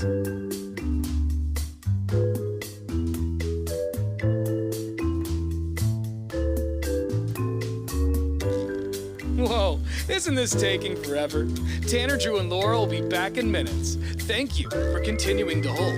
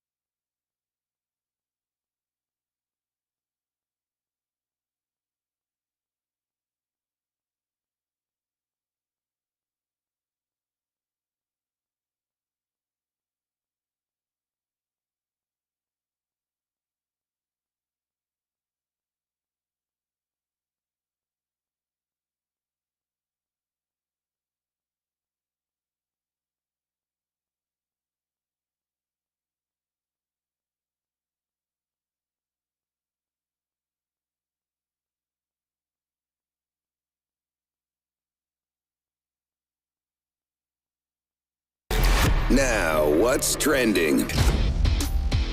All right, we got a lot of good stuff on our website at 1059thebrew.com. We got our Donkey Show podcast, which is the show after the show. It's unedited and uncensored. We are going to record a brand new one today, and the clip that I'm going to play, you may have already seen this clip. It's gone viral on TikTok and Instagram. This guy was arrested for climbing on top of a table at a restaurant and urinating while people were sitting there eating. No. Wow. Bold. We just keep pushing the line, don't we? Like we As just, people? As humans? As a Yes. society, we just keep finding ways to take it beyond the limit. Yeah. It's impressive that he has the balls to even try it. And the back and forth between him and the cop is great. So we'll play that for you here in just a few minutes on the Donkey Show podcast. But you have to go to the website to hear it at around 11 a.m. at 1059thebrew.com. Also online, we've got, what do we have? The dude who protested the all-you-can-eat fish policy. Bill. Oh, Yeah. yeah. Big Bill. Oh, Big Bill. with an open tab. Yeah. And a bunch of... and 18 pieces of fish. Yeah, dude, like he called the cops on these people that wouldn't give him any more fish. Like how much of a lunchbox? Don't call it an all-you-can-eat. You cleared a family box, dude. And Go home. He's still eating. Let's not sleep on the main point that he was also operating on credit. Like that was, Yeah. I thought about that multiple times yesterday, that he's fussing about something that he's not even paid for yet. Right. Somebody whose name is his very problem. Like the restaurant was doing him a favor, like treating him like a family member. Yeah, but or I whatever. feel like that's and they, maybe and he still called the cops on That's him. where they messed up. They shouldn't have been giving him that tab. Yeah. Well, I'm not saying you're wrong. You know what I mean? Like they probably shouldn't have. But broed like him out. he probably went in there every day. Look at the size of the guy. And they're doing him a favor. He should have returned that favor. You got to go see the video because it's next level pathetic. 1059thebrew.com. Click on Tanner, Drew, and Laura. All right, we are done. Court is in here next. He's got your shot at a trip to Las Vegas to see our iHeartRadio Music Festival later on this month. Sammy Hagar will be there. Bryan Adams, The Offspring, many, many more. And we're even going to give you $1,000 in cash because you know when you're in Vegas, you got to get weird. That's right. And getting weird takes some money. 1 o'clock, Court's got your shot to win on 1059 The Brew. We'll see you tomorrow. Bye.